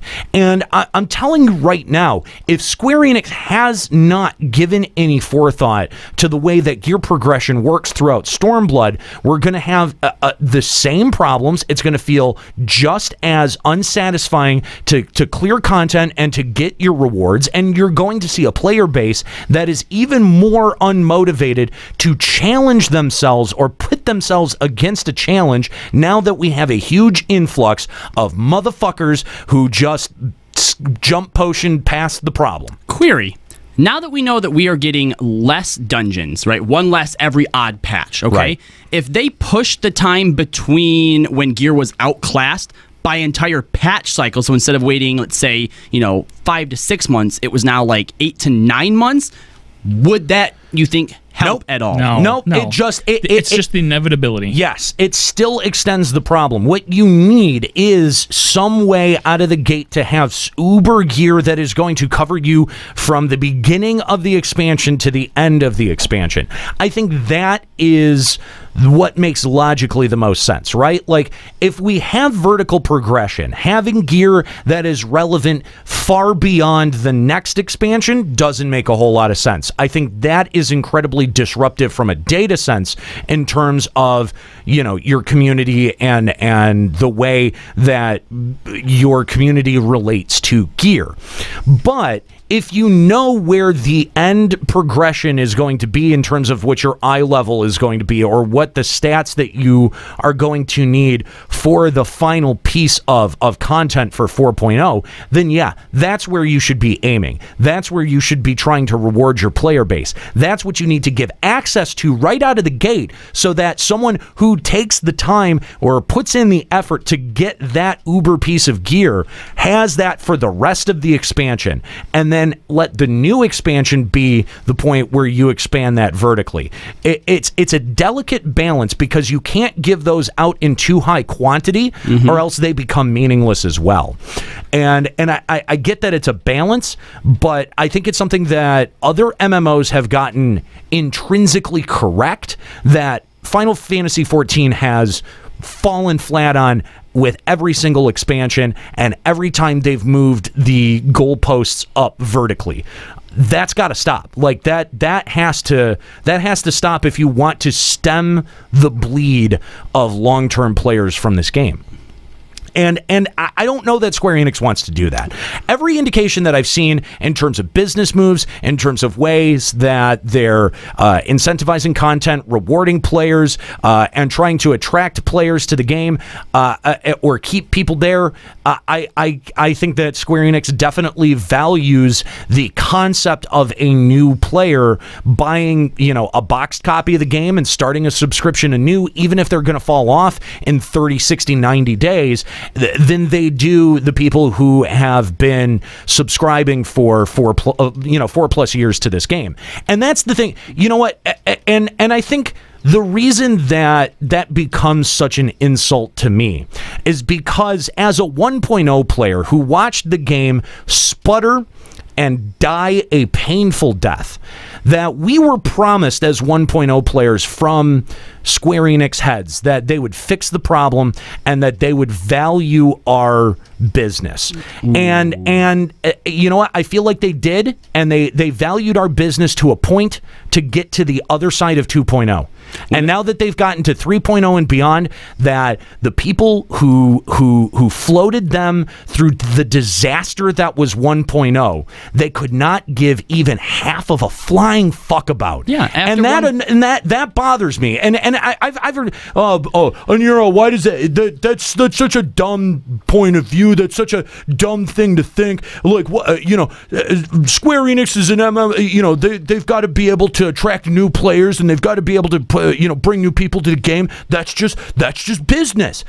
It's bad business. It's bad business, and it makes the people who have been your longest term supporters feel burned. And I'm sorry, but you don't. If you're a company that relies on month-over-month support to run your servers, to run your services, then you know what? That's got to be something that you're actively thinking about and campaigning for.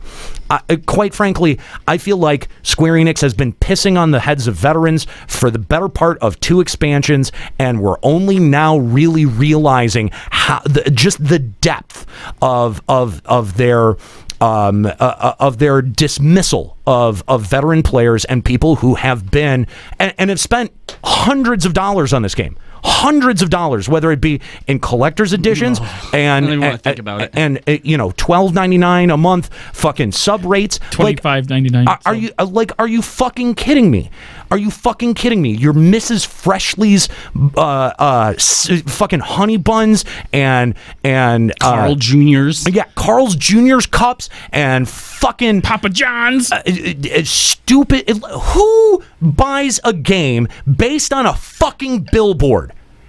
Who bought anything based on a fucking billboard? When was the last time you bought something off of a fucking billboard, man? Tell me that. Who is making their gaming purchases by what they drive past by the side of the road? Not me. Zero people. And again, we've gotten flack for being critical of these points, going, oh well, the dev budget and the promotion budget are separate. It doesn't matter. They're still fucking spending money on it. Still cash, bro. You're still throwing money down a hole that is getting you 0 people in return. That's what I'm critical of, is that, okay, if you're going to do marketing, do clever marketing. Do smart marketing. That FF14... Do targeted marketing. That FF14 Memories trailer or whatever. I don't know where that actually, ended up, debuting or whatnot.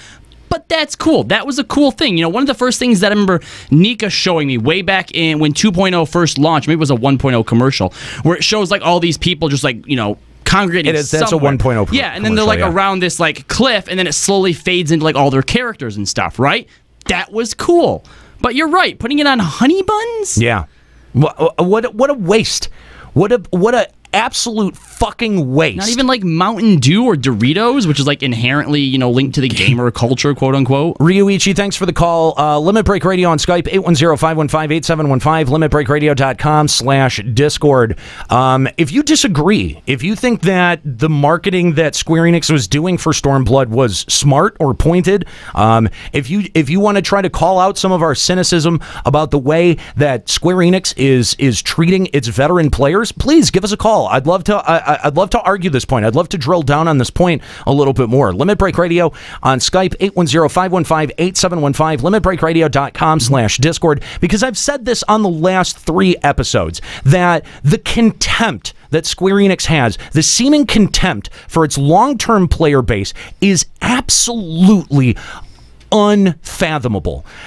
Again, maybe it's not. Maybe contempt is the bad word, but disregard. There does seem to be an active disregard and an active desire to court a new audience. Yeah, it's like, all right, since we got their loyalty, they can fuck off now. They're going to keep coming back anyway. I feel like that's sort of the attitude. Is they put a ring on it and now they don't give a shit. Yeah, is that we've already got them, now fuck it. Yeah. And I don't know about you, but that bothers me. That, on a fundamental level, that really bothers me, because I don't want if I'm paying someone $12 a month, I want them to at least have my customer service concerns at least factor into some of their fucking decision making. And again, if I'm representative of a large percentage of that subscriber base or that consumer base, and I feel like I'm being ignored, then you know what? Guess what? There's a whole lot of other people out there who are like me, who are shoveling out $12 a month to be able to pay for access to this piece of shit. And I don't understand why more people don't actively understand the role that they play when it comes to how money is spent between Square Enix and the way that they make and develop and even promote things. You do have an active role in this. Anyone who has an active subscription to this game has an active fucking role in what you're saying you're okay with or what you're not okay with. And the fact of the matter, and again, I'm sure that people are going to take this way out of context and mistake this for me saying, you should cancel your subs, which is absolutely not what I'm saying. What I'm saying is people vote with their feet. And if you look at the way that Square Enix panickedly tried to promote this game in the run-up to Stormblood, I think that is a solid indication, based on the data that they receive, first-party data, about how bad the hole is that this game was fucking in, and how and again, you look at all of the technical problems that Stormblood has had since launch. I think that is even more of an indication of how little they thought was going to be driven in terms of interest for Stormblood. Now, it's good that they have they've been inundated with more traffic than they thought they were originally going to get. That seems like a good thing, but I think that Square Enix has massively discounted this game. I think they've massively discounted this audience, and I think that you as a subscriber should know that. You should be aware of that, and you should be ready to use your voice to tell Square Enix what you think of that. Whether you're new to the game or whether you've been here for a long time, the subscription that you enter into with that's a two-way street. For as much as Square Enix gets the money, but we don't get to. They have to listen to us, right? Like, they've got to listen to our feedback, or else we go. We peace out. That's the real cause and effect, is that people lose patience and then they just peace out. And my concern is, given everything that I've seen with Stormblood, given everything that I've seen with Heaven's Word, and moving forward, it seems to me that this is very much going to be a game that people are invested in for a month, maybe 6 weeks, and then there are sub lapses, and then they wait for the next piece of content. That seems. I hope that it should be, because look, like you're right. We should talk with our feet, right? And I think that a lot of people did do that near the end of the last expansion. The problem was, I don't know how clear of a message that sent to SE, because they, actively said, "Oh, well, if you're bored, play a different game." Oh, you've done the content, come back later, right? So I feel like if people are going to do that, it has to be at a more crucial spot, so that Square Enix doesn't look at it and think, "Oh, this is just the fall back to the content, they'll be back." No, but what I'm saying is I think that it's already happening. We're in the middle of it. And based on Square Enix's panicked promotion of this title. I think that is the best indication that we can get. Far more than third-party login data and far more than Square Enix's promotional word of 6 million players are logging into this game. Look at the way that they promoted it and look at how fucking desperate it was. It was desperate. If you're putting your logo on Mrs. Freshly's Honey Buns, I'm sorry, you're scraping the bottom of the barrel for marketing, and you're trying to get any one person that might run across that fucking honey bun, or might run across that Carl's Jr. cup, or might drive past that fucking lonely exit near Dallas. I didn't think of it as desperate because I didn't see it. It is so desperate. No, hold on, let me finish. I didn't see it as desperate because I don't see it in actual good places. I just thought it as stupid and lazy. No, I think it's desperate. I think it's desperate, and I think that we've already started to see that long-term, that veteran player fall off, and I think that, you know, we're seeing some of it rebound with Stormblood, which is natural, right? Anyone who's played through the entirety of Heavensward or who is invested in FF14 is naturally going to come back for Stormblood, is naturally going to want to come back for the latest expansion. But I don't think that the bounce back has been as dramatic as it was between A Realm Reborn and Heavensward. I don't think the fall off from A Realm Reborn to Heavensward was quite what it was between Heavensward and Stormblood. So they had even more ground to make, and they haven't made it up. I think that this is a confluence of really, really like bad omens for the future of this game. Well, you know where it's really going to hurt too, if you're right here, is if they continue the trend that they did at the beginning of Heavensward, where they had that huge, and take a big break. Huge break before. Can't do it. Before 4.1. Can't do it. If they do that, I mean, even back with Heavensward, because again, Heavensward was a great launch. Everyone loved Heavensward, and then because of that, what was it? 8 weeks between the launch and 4.1, people were furious. Yeah, and that was with a great launch. Yeah. And now you've got a botched launch on top of it where players are very dissatisfied with you know, the ability of servers to handle data, and just the overall playability and progression of the game. I think that you're not going to see that goodwill. You're not going to see the ability for the dev team to take that time off. Not unless they're giving free blowjobs at the end of the expansion. Nah. And that's unfortunate because we do know that the dev team does work really hard. They're on the heels of E3. We saw them all out at E3. They were working really hard trying to sell this game. But, you know, the fact of the matter is, you know what? They may have needed to keep the dev team in Tokyo. They maybe should not have showed up to E3. They maybe should not have brought the Susanoo fight out to E3. I'm sorry. That may be an unpopular opinion, but I think given the work that still needs to be done before this thing is ready to be launched on the 20th, and given where we are in a macro sense, and just, again, I'm going to point to how desperate and how panicked this promotion felt. They're not seeing the spring back that they did between A Realm Reborn and Heavensward, and I think it's while it's good, and while, you know, on a passing player base, you know, you log in, you see a ton of people logged in right now, it feels good right now. I think in 6 weeks it's not going to feel as healthy. I think in 6 weeks when we see the fall off that we're going to see just how empty servers are, and you know, the great lengths that Square Enix is going to try to incentivize balancing the server loads should really be thought into.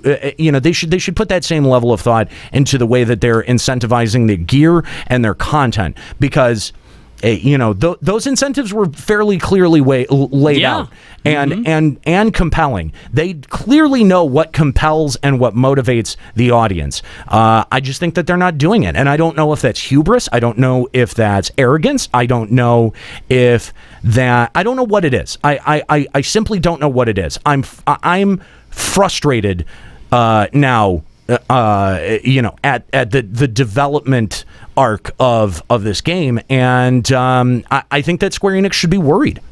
I think that Square Enix should really be worried. Let's go back to our phone lines and talk to Ryoku. What's going on, Ryoku? Hey, not too much. How's it going? Thanks for calling Limit Break Radio. Yep. Yeah, I haven't really gotten as many problems as I've heard other people talk about, with the exception of Raubuan. And so, for the most part, my experience has been pretty fun. That's good. What's been your favorite part of Stormblood so far? Have you been leveling a new job, or what have you been concentrating on? I've been pretty much dabbling a whole bunch of things, a bunch of different, like trying out each different role, seeing and all the system changes, and I do like a lot of them. Like, for example, the fact that your abilities don't go on cooldown if you change jobs outside of an Aetheryte. Good quality of life. Yes, that should have been something that was in the game fucking 4 years ago, but all right. Yeah, and also, like for example, as much as people decry about that change, I like how more relaxed it's been being a healer without stance dancing, because it does encourage someone like me who was in the middle about trying to do DPS to want to push more into DPS. All right, and I think that was a good change that sort of goes towards when Yoshi was talking about simplifying the procedure of jobs, because that's one of the things he pointed out was that healers sometimes didn't want to DPS, not because they couldn't, but because it was just so much more buttons and it was so much more technical. And I think by removing the stance dancing, you're right. Someone like Ryoku now has one less step that they have to go through to be able to attribute to that. Yeah, some of the battle system simplifications are not the worst changes. They're really not. I mean, some of them are kind of necessary, actually. I mean, again, we had talked a lot about ability bloat. There were clearly abilities, whether they were cross-class abilities or whether they were native abilities, that were redundant. They were absolutely redundant. And removing some of those redundancies, I think does help quite substantially. And it does... it has a way of increasing the flow of the game. For example, one of my entire combos got taken out. Mine too. Yeah, so I've got a hate generating combo and then basically a DPS combo, and that I thought was actually pretty good because the third combo was really to put up a debuff, and it was kind of unnecessary. Yeah, I mean, I'm kind of middle of the road on mine because they basically took out one of the dots that we had, and while it was frustrating because the two dots that we had two completely different timers, it also did add a very it added complexity to a rotation. So when I was trying to be very aware of it and very conscious of what I was doing, I really felt like I was in the zone, keeping up the perfect rotation. Now that it's gone, does it simplify things? Yeah. Are there still things that I can concentrate on? Yeah. So, I mean, overall, it probably was a good design decision, but I also saw value in the old one as well. My biggest thing I'm wondering about right now is how healer DPS is right now with the removal of cleric stench, which was at the very least a 10% buff to healer damage. But the thing I'm most concerned about is they got rid of accuracy as a stat. So now DPS got a new damage stat, direct hits, right, and tanks got tenacity, another DPS stat. Right. So I'm wondering if Yoshi P kind of shoved healer DPS out the wayside by just making everyone's DPS that much higher. I mean, that there is a certain logic that exists there. I mean, the way World of Warcraft works is healers can DPS, but their DPS is so minimal that it's like, why bother? And it does seem like a conscious move towards that. And by doing it this way, they didn't remove cleric stance. Right. Healers still can DPS. You can DPS, but to what end? To what? Yes, exactly. Why would you? I think is the question that they want you to ask. Is it really adding that much to be, taking my focus away from healing and adding to DPS? If the answer is no, statistically, then guess what? Yeah, healer DPS is gone anyway. So, I think that there are some very valid concerns on the part of healers on whether or not continuing to do DPS is even viable right now. I think a lot of that is going to have to wait until we get more of these intricate and sort of razor's edge types of encounters with raiding and things like that. Once people start hitting 70 and start materia melding and all that. That's something that Yoshi said in an interview as well, was there was a lot of smaller intricacies and changes to the battle system that aren't going to be readily apparent until you do get to 70 and you start engaging in level 70 content. And that makes sense. That makes a certain amount of sense. So hopefully hopefully that ends up panning out. Ryoko, thanks for the call. We appreciate it. We always enjoy hearing from our listeners. If you want to give us a call, Limit Break Radio on Skype, 810-515-8715, limitbreakradio.com/Discord to join in on the conversation. Again, I'd love to hear someone who maybe doesn't agree with me that Square Enix doesn't value their veteran player base. Again, this is a thesis that I've tossed out more than a couple of times. It's an idea that, you know, maybe an idea, but a concept that I've shared a couple of times. It tends to get a lot of flack. You know, whether it be from new players or whether it be from other veteran players who, you know, don't necessarily feel the same way that I do. And that's fine. And I'd love to hear from you. Again, Limit Break Radio on Skype, 810-515-8715, limitbreakradio.com/Discord. One of the things that I'd actually like to bounce back to really quick, it was kind of briefly sort of touched upon here when we were talking to Ryoku, is the new cross-roll abilities. I mean, we have melee DPS here, a ranged mage DPS, and we have a tank here, right?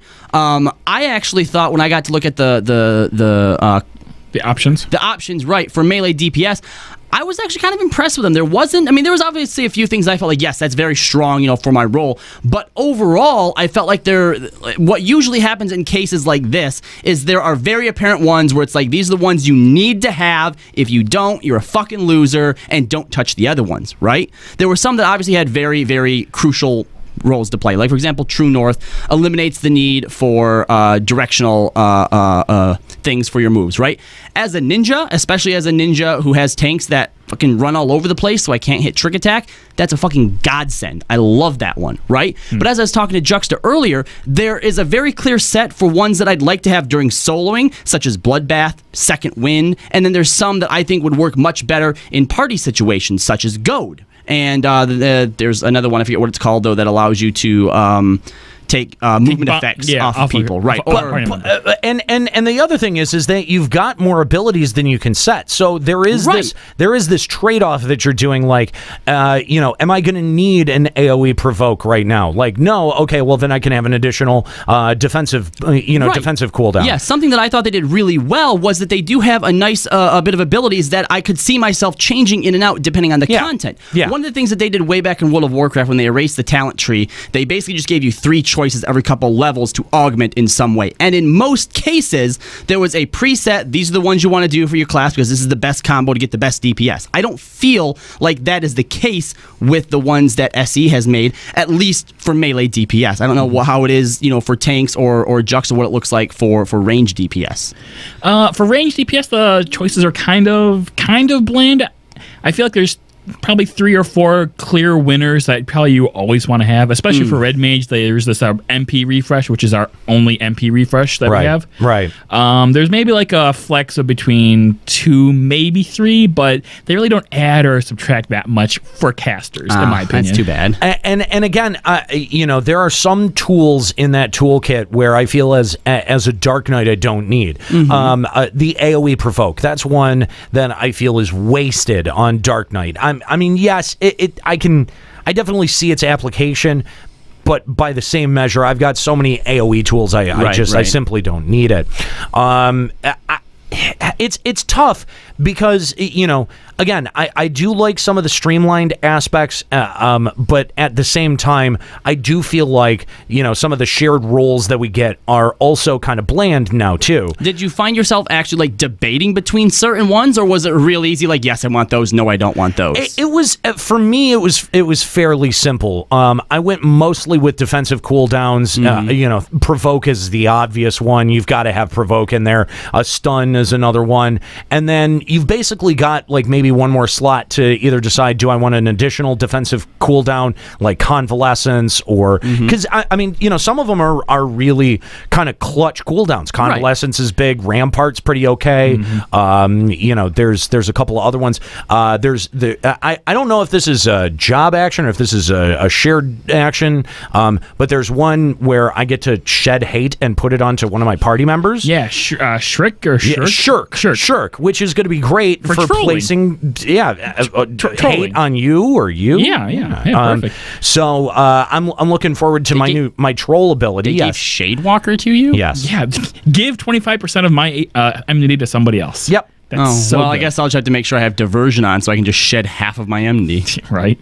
So, Dick. But clearly the Dick Knight. Clear winner is the healers who got rescue. Oh, I'm so jelly about that. So jelly. Which is the life grip where you just grab a party member and bring them towards you. I actually, guys, I will have you know, I talked to Shen, aka Akmor, and I asked her to relay an idea that I had to the devs, and that is that if you get enough lilies on White Mage, you can make rescue in AoE.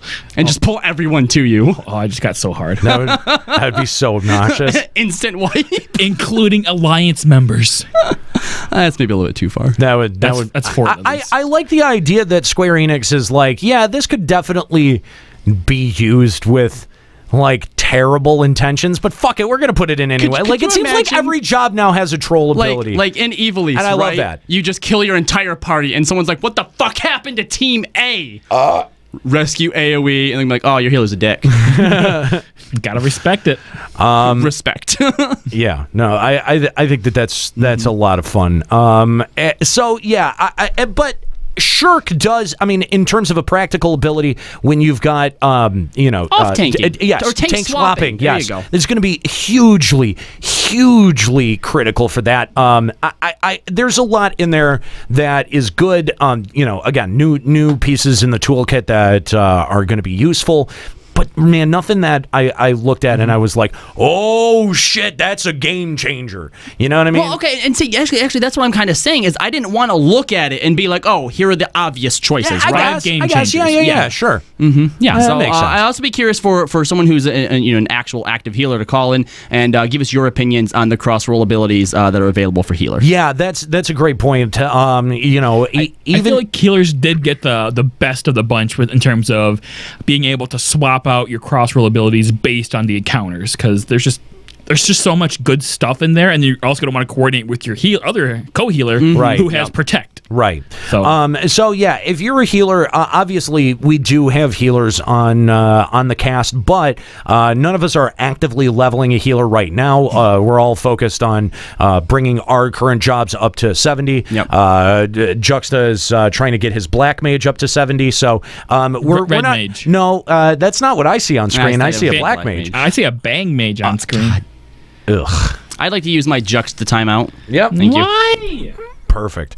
Anyway, so yeah, if you're playing a healer right now, we'd love to hear from you about what you think of the changes. Let's go back to our phone lines and talk to Piggy McSquee of Sergeant Tanis. What's up, Piggy? What's up, guys? First time caller. I forgot to mention that to Kookie, but thanks for calling. Thanks for calling Limit Break Radio. Are you the piggy that's on screen right now dancing? yes, I am. Yeah. Red outfit. Also, a better glamour than Juxta. Exactly. You know what? Literally everyone has noticed that you have a better glamour. Not cool. Better glamour than Juxta.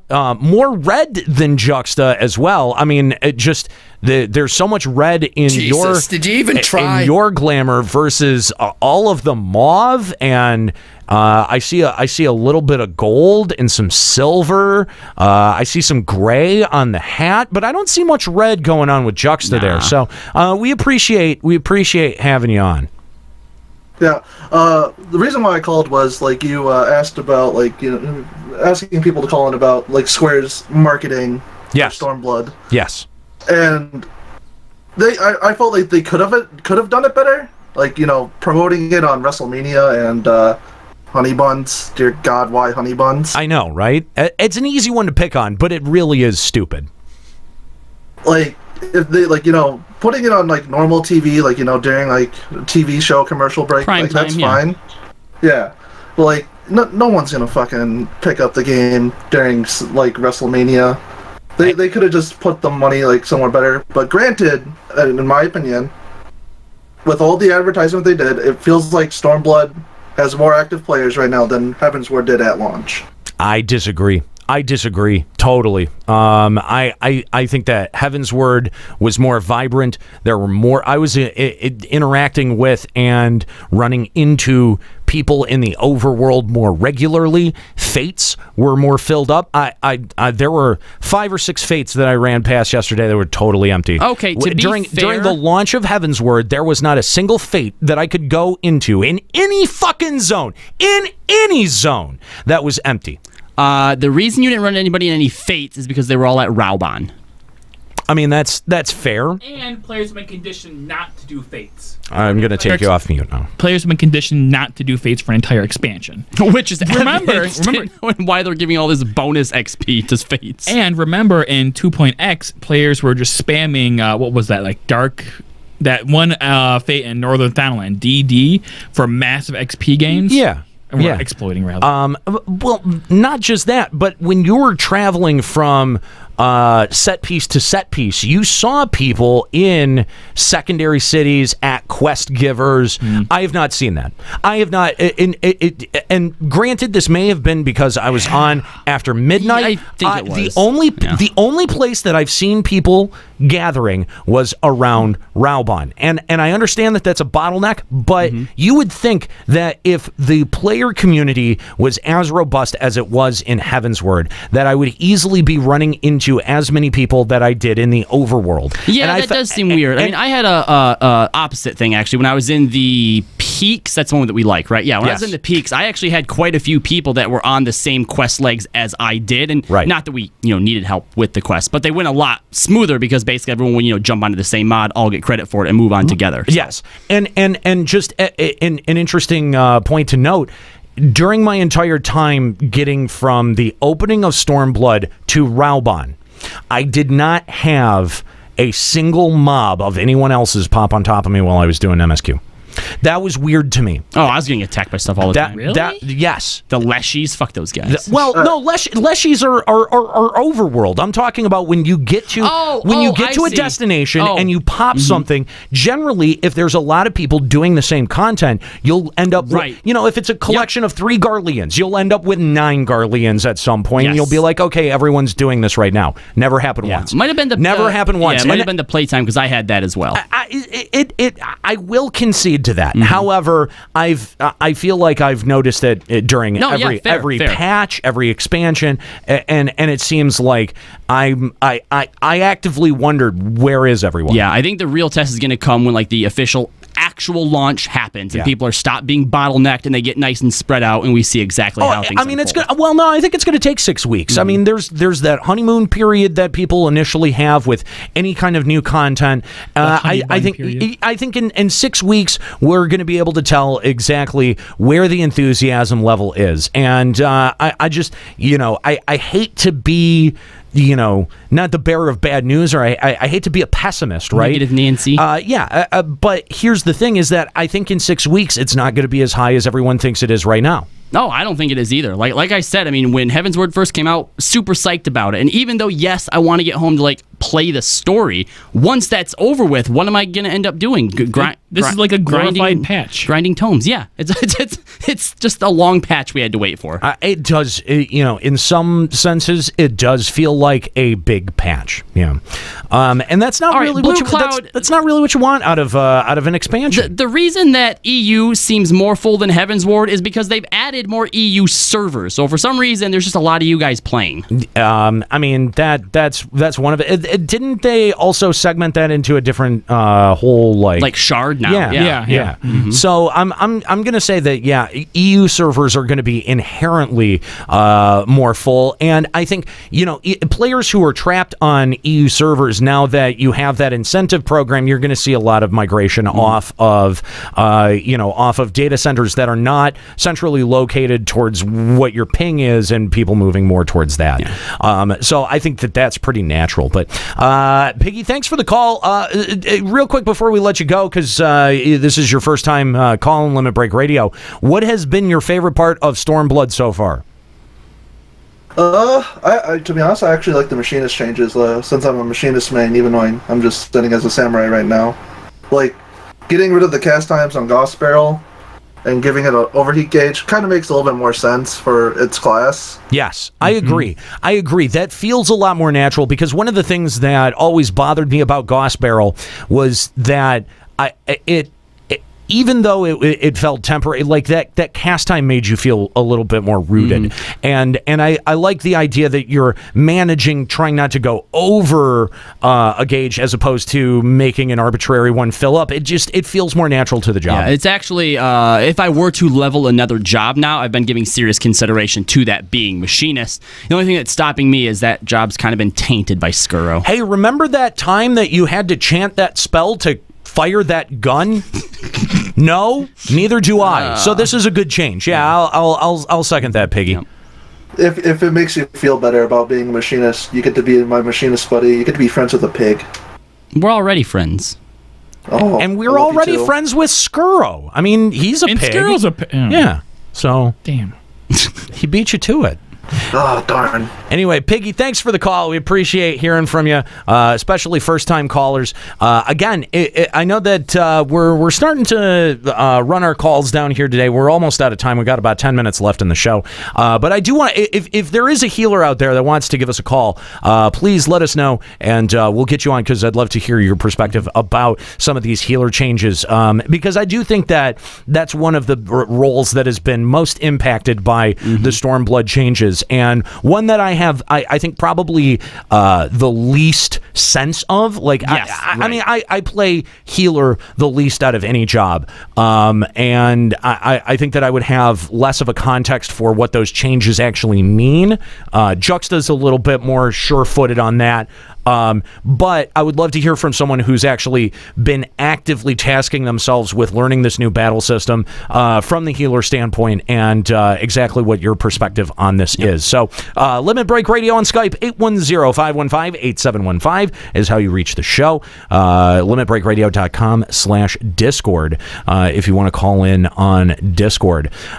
So, you know, we do have this Famitsu interview here. It's kind of old. It is old. There's no point to it.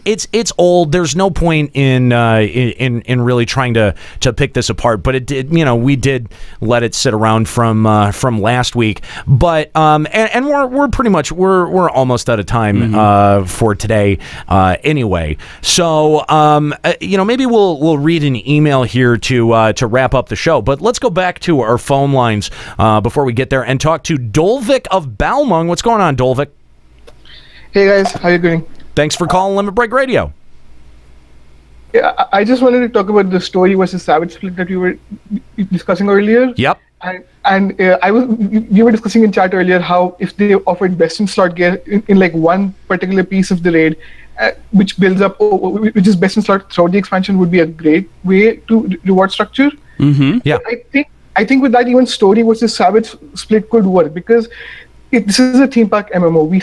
A lot of players still come here for this developer-driven story. So having a story mode separate, which is slightly more accessible, I think is still a good thing. Although if we keep the story mode at like the difficulty of like the extreme primals or like just below the extreme primals, it would still be difficult enough to not be a face roll, but still be accessible enough. Yeah, no, I agree with a couple of sentiments there, that if we're going to have this bifurcated challenge mode where, you know, we've got savage mode on the one side and then story mode on the other, I'd like to see the challenge bar be raised by story mode a little bit more.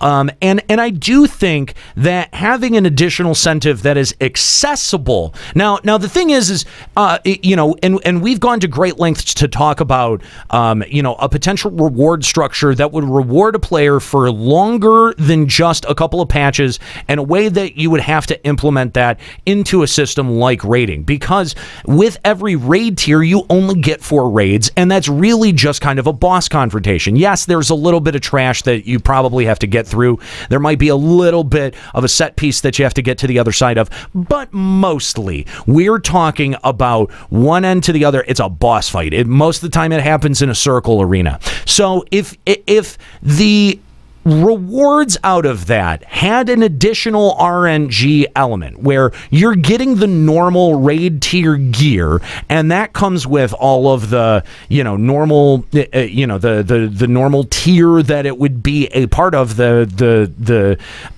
accepted reward that you get for defeating Savage Mode or defeating a raid.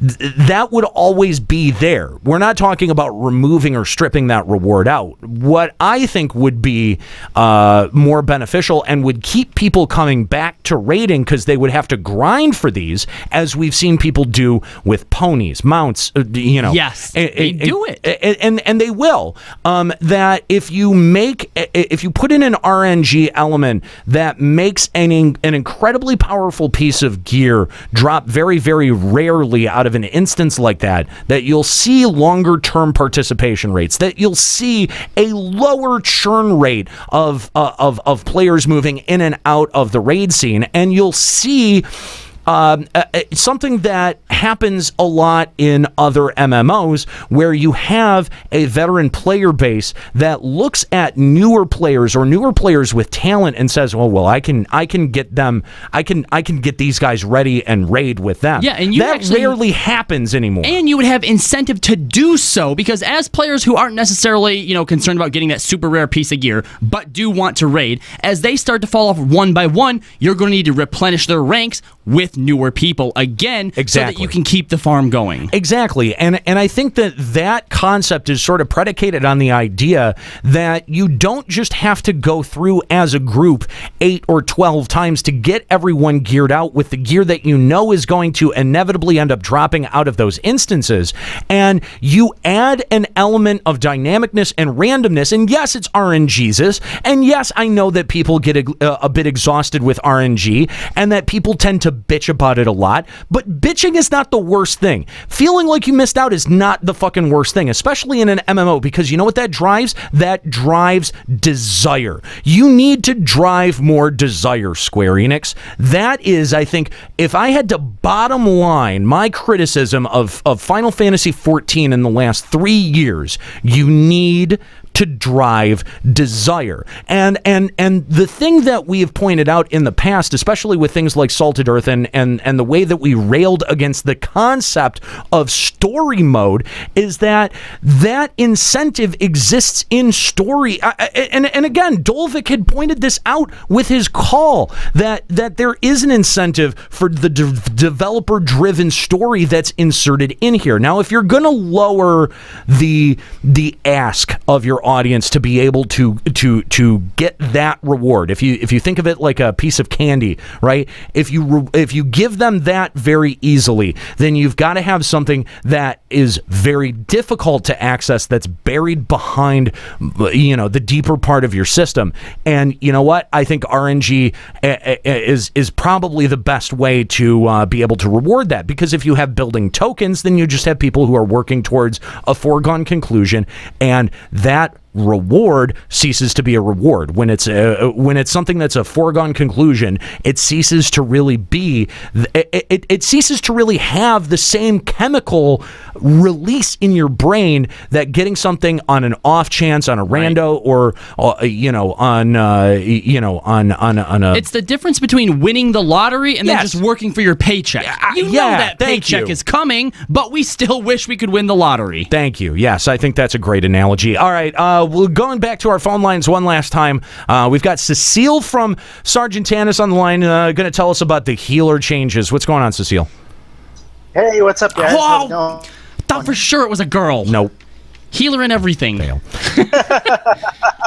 Anyway, let us. How's it going? Good. Thanks for calling Limit Break Radio. So, tell us about some of these healer changes. How do you feel about what Stormblood did to your job? So, I've been playing as a scholar, and one of the big things that everybody has noticed about scholar is the lack of DPS, the lower DPS, which honestly, it doesn't feel super, huge DPS nerf. But I will say, a lot of people are saying, Bio 2 and the miasma. Yeah. And then boil nerf, or boil spam.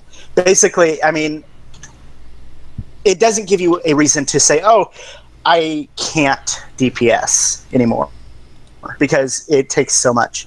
I mean, that's one of the big key things that I've noticed. It's just you have a choice, or you have time to do that now, instead of having to put all your dots, and then you have to worry about the heals at the same time. But does your contribution to the overall outgoing damage, does that feel as if it's been impacted or minimized by these changes? Honestly, from what I've done in the dungeon so far, I haven't felt any minimalization. I mean, it's very, very hard to say one way or the other. I mean, I'm only level 62. Yeah, I think wait until we get to 70 is when we'll see the biggest impact. All right. Yeah. I mean, that's one of the big key things right now is it's just waiting until 70 when the raids drop and everything like that. I mean, I'm not a huge raider or anything like that, so I can't say how that's going to affect what will be in the future. But as, with cleric stance being gone or put on the role actions, I mean, it just feels so much more like going from the water or air to water kind of thing, smoother. It feels so much smoother. Yeah, when you think about because hitting stances, that triggers the global cooldown, doesn't it?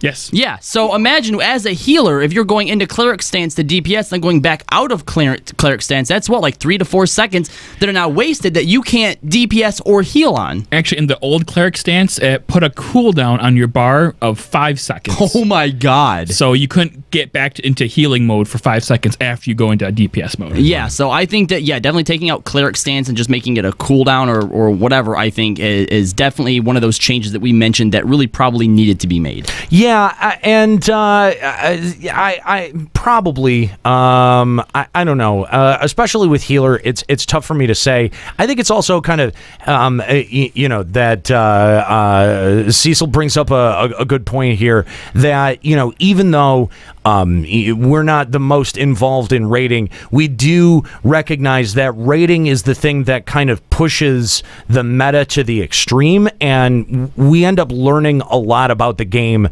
through things like raiding and through the insights that raiders are able to provide about the jobs or about the potency of certain things or the effectiveness of certain things. So I think that's a great point, that until we're all sitting at 70, this is all a bit speculative and a bit a bit driven by being in the dark, but that we're all kind of on this path to being able to figure it out. And once we all hit 70 and start in on the content that exists there, I think we will start to see a shift in just general wisdom in the way that jobs are meant to be played or jobs are supposed to be utilized. So I don't know. We'll see what ends up happening. Again, Cecil, thanks for the call. We appreciate hearing from you and at least getting a little bit of insight on how healers are working in Stormblood. All right, guys, I think that's going to have to be it for Limit Break Radio today. It is ridiculous. Ungodly hot. It is ridiculously hot in the studio. We've lucked out and we've been able to stay on the air the entire time. We haven't had the power go out on us, which we're very fortunate for and very lucky on. I've been nailed it. I've been watching the battery backup unit. A couple of times it surged during final encounter cast, but otherwise it's been pretty stable. So we definitely lucked out on that one. So thank you guys for your patience. Again,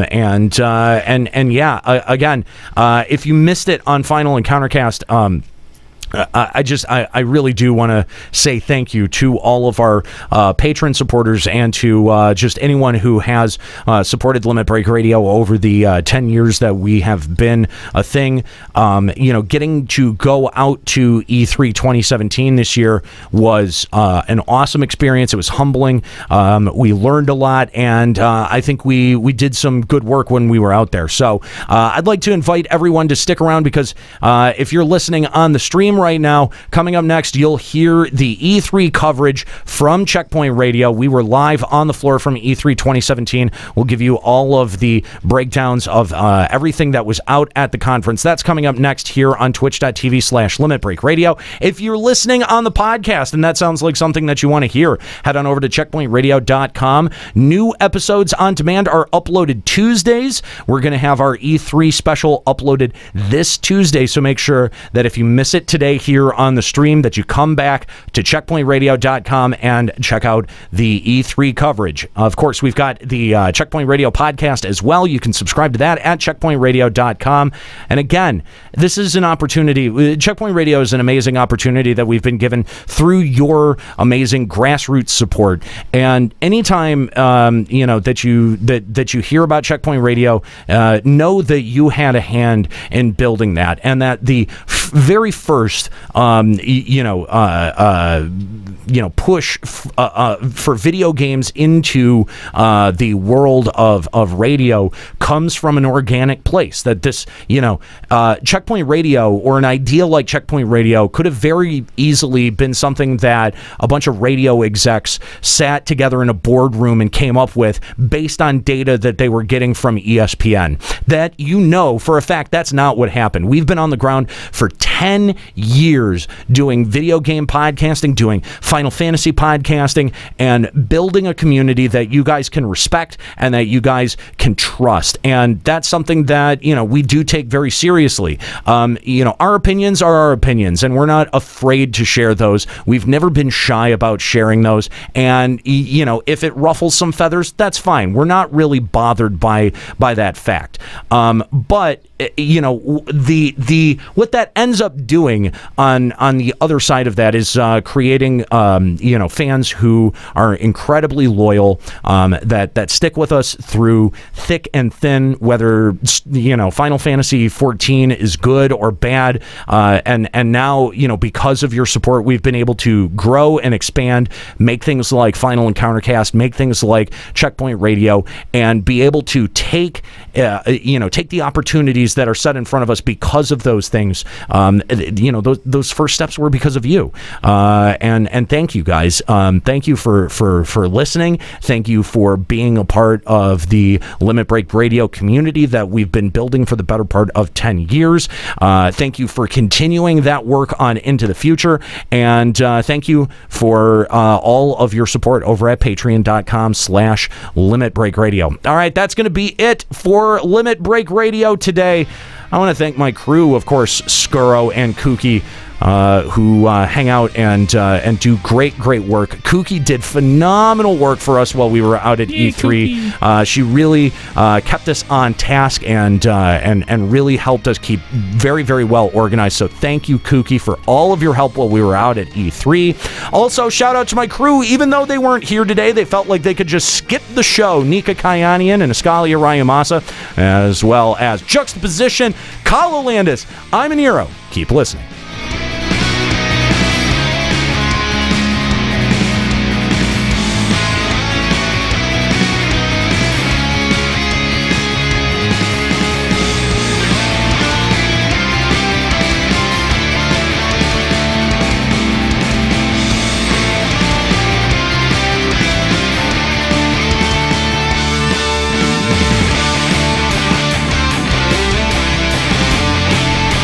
Limit Break Radio is a production of LimitBreakRadio.com and Bender Media Productions. This episode was produced by Kooky Persona. Final Fantasy XIV and Eorze are trademarks of Square-Enix. Funding for Limit Break Radio is provided by Miri Kennett, Satori Komeji, Dark Flux, Null Packet, Shira Heartslot, Tommy Carlson, Nexian Theta, and fellow Limit Break Radio listeners. To support Limit Break Radio, visit patreon.com/Limit Break Radio. Opening music in this episode from Daniel Lambie. Listen to Man with the Machine Gun and other great tracks at facebook.com/Daniel Lambie Metal Gamer. Closing music in this episode provided by Husky by the Geek. Listen to this and other great Final Fantasy XIV and video game rock covers and original music at facebook.com/Husky by the Geek. In-game graphics for Limit Break Radio's Twitch stream are provided by Diamond Multimedia. Check out their line of AMD graphics cards and other hardware at diamondmm.com. Limit Break Radio and its hosts are solely responsible for its content.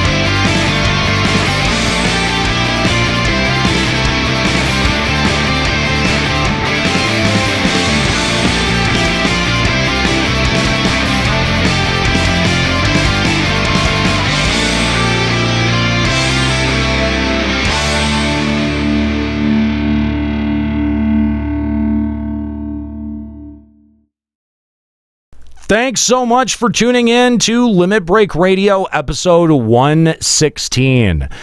Stick around. Our cover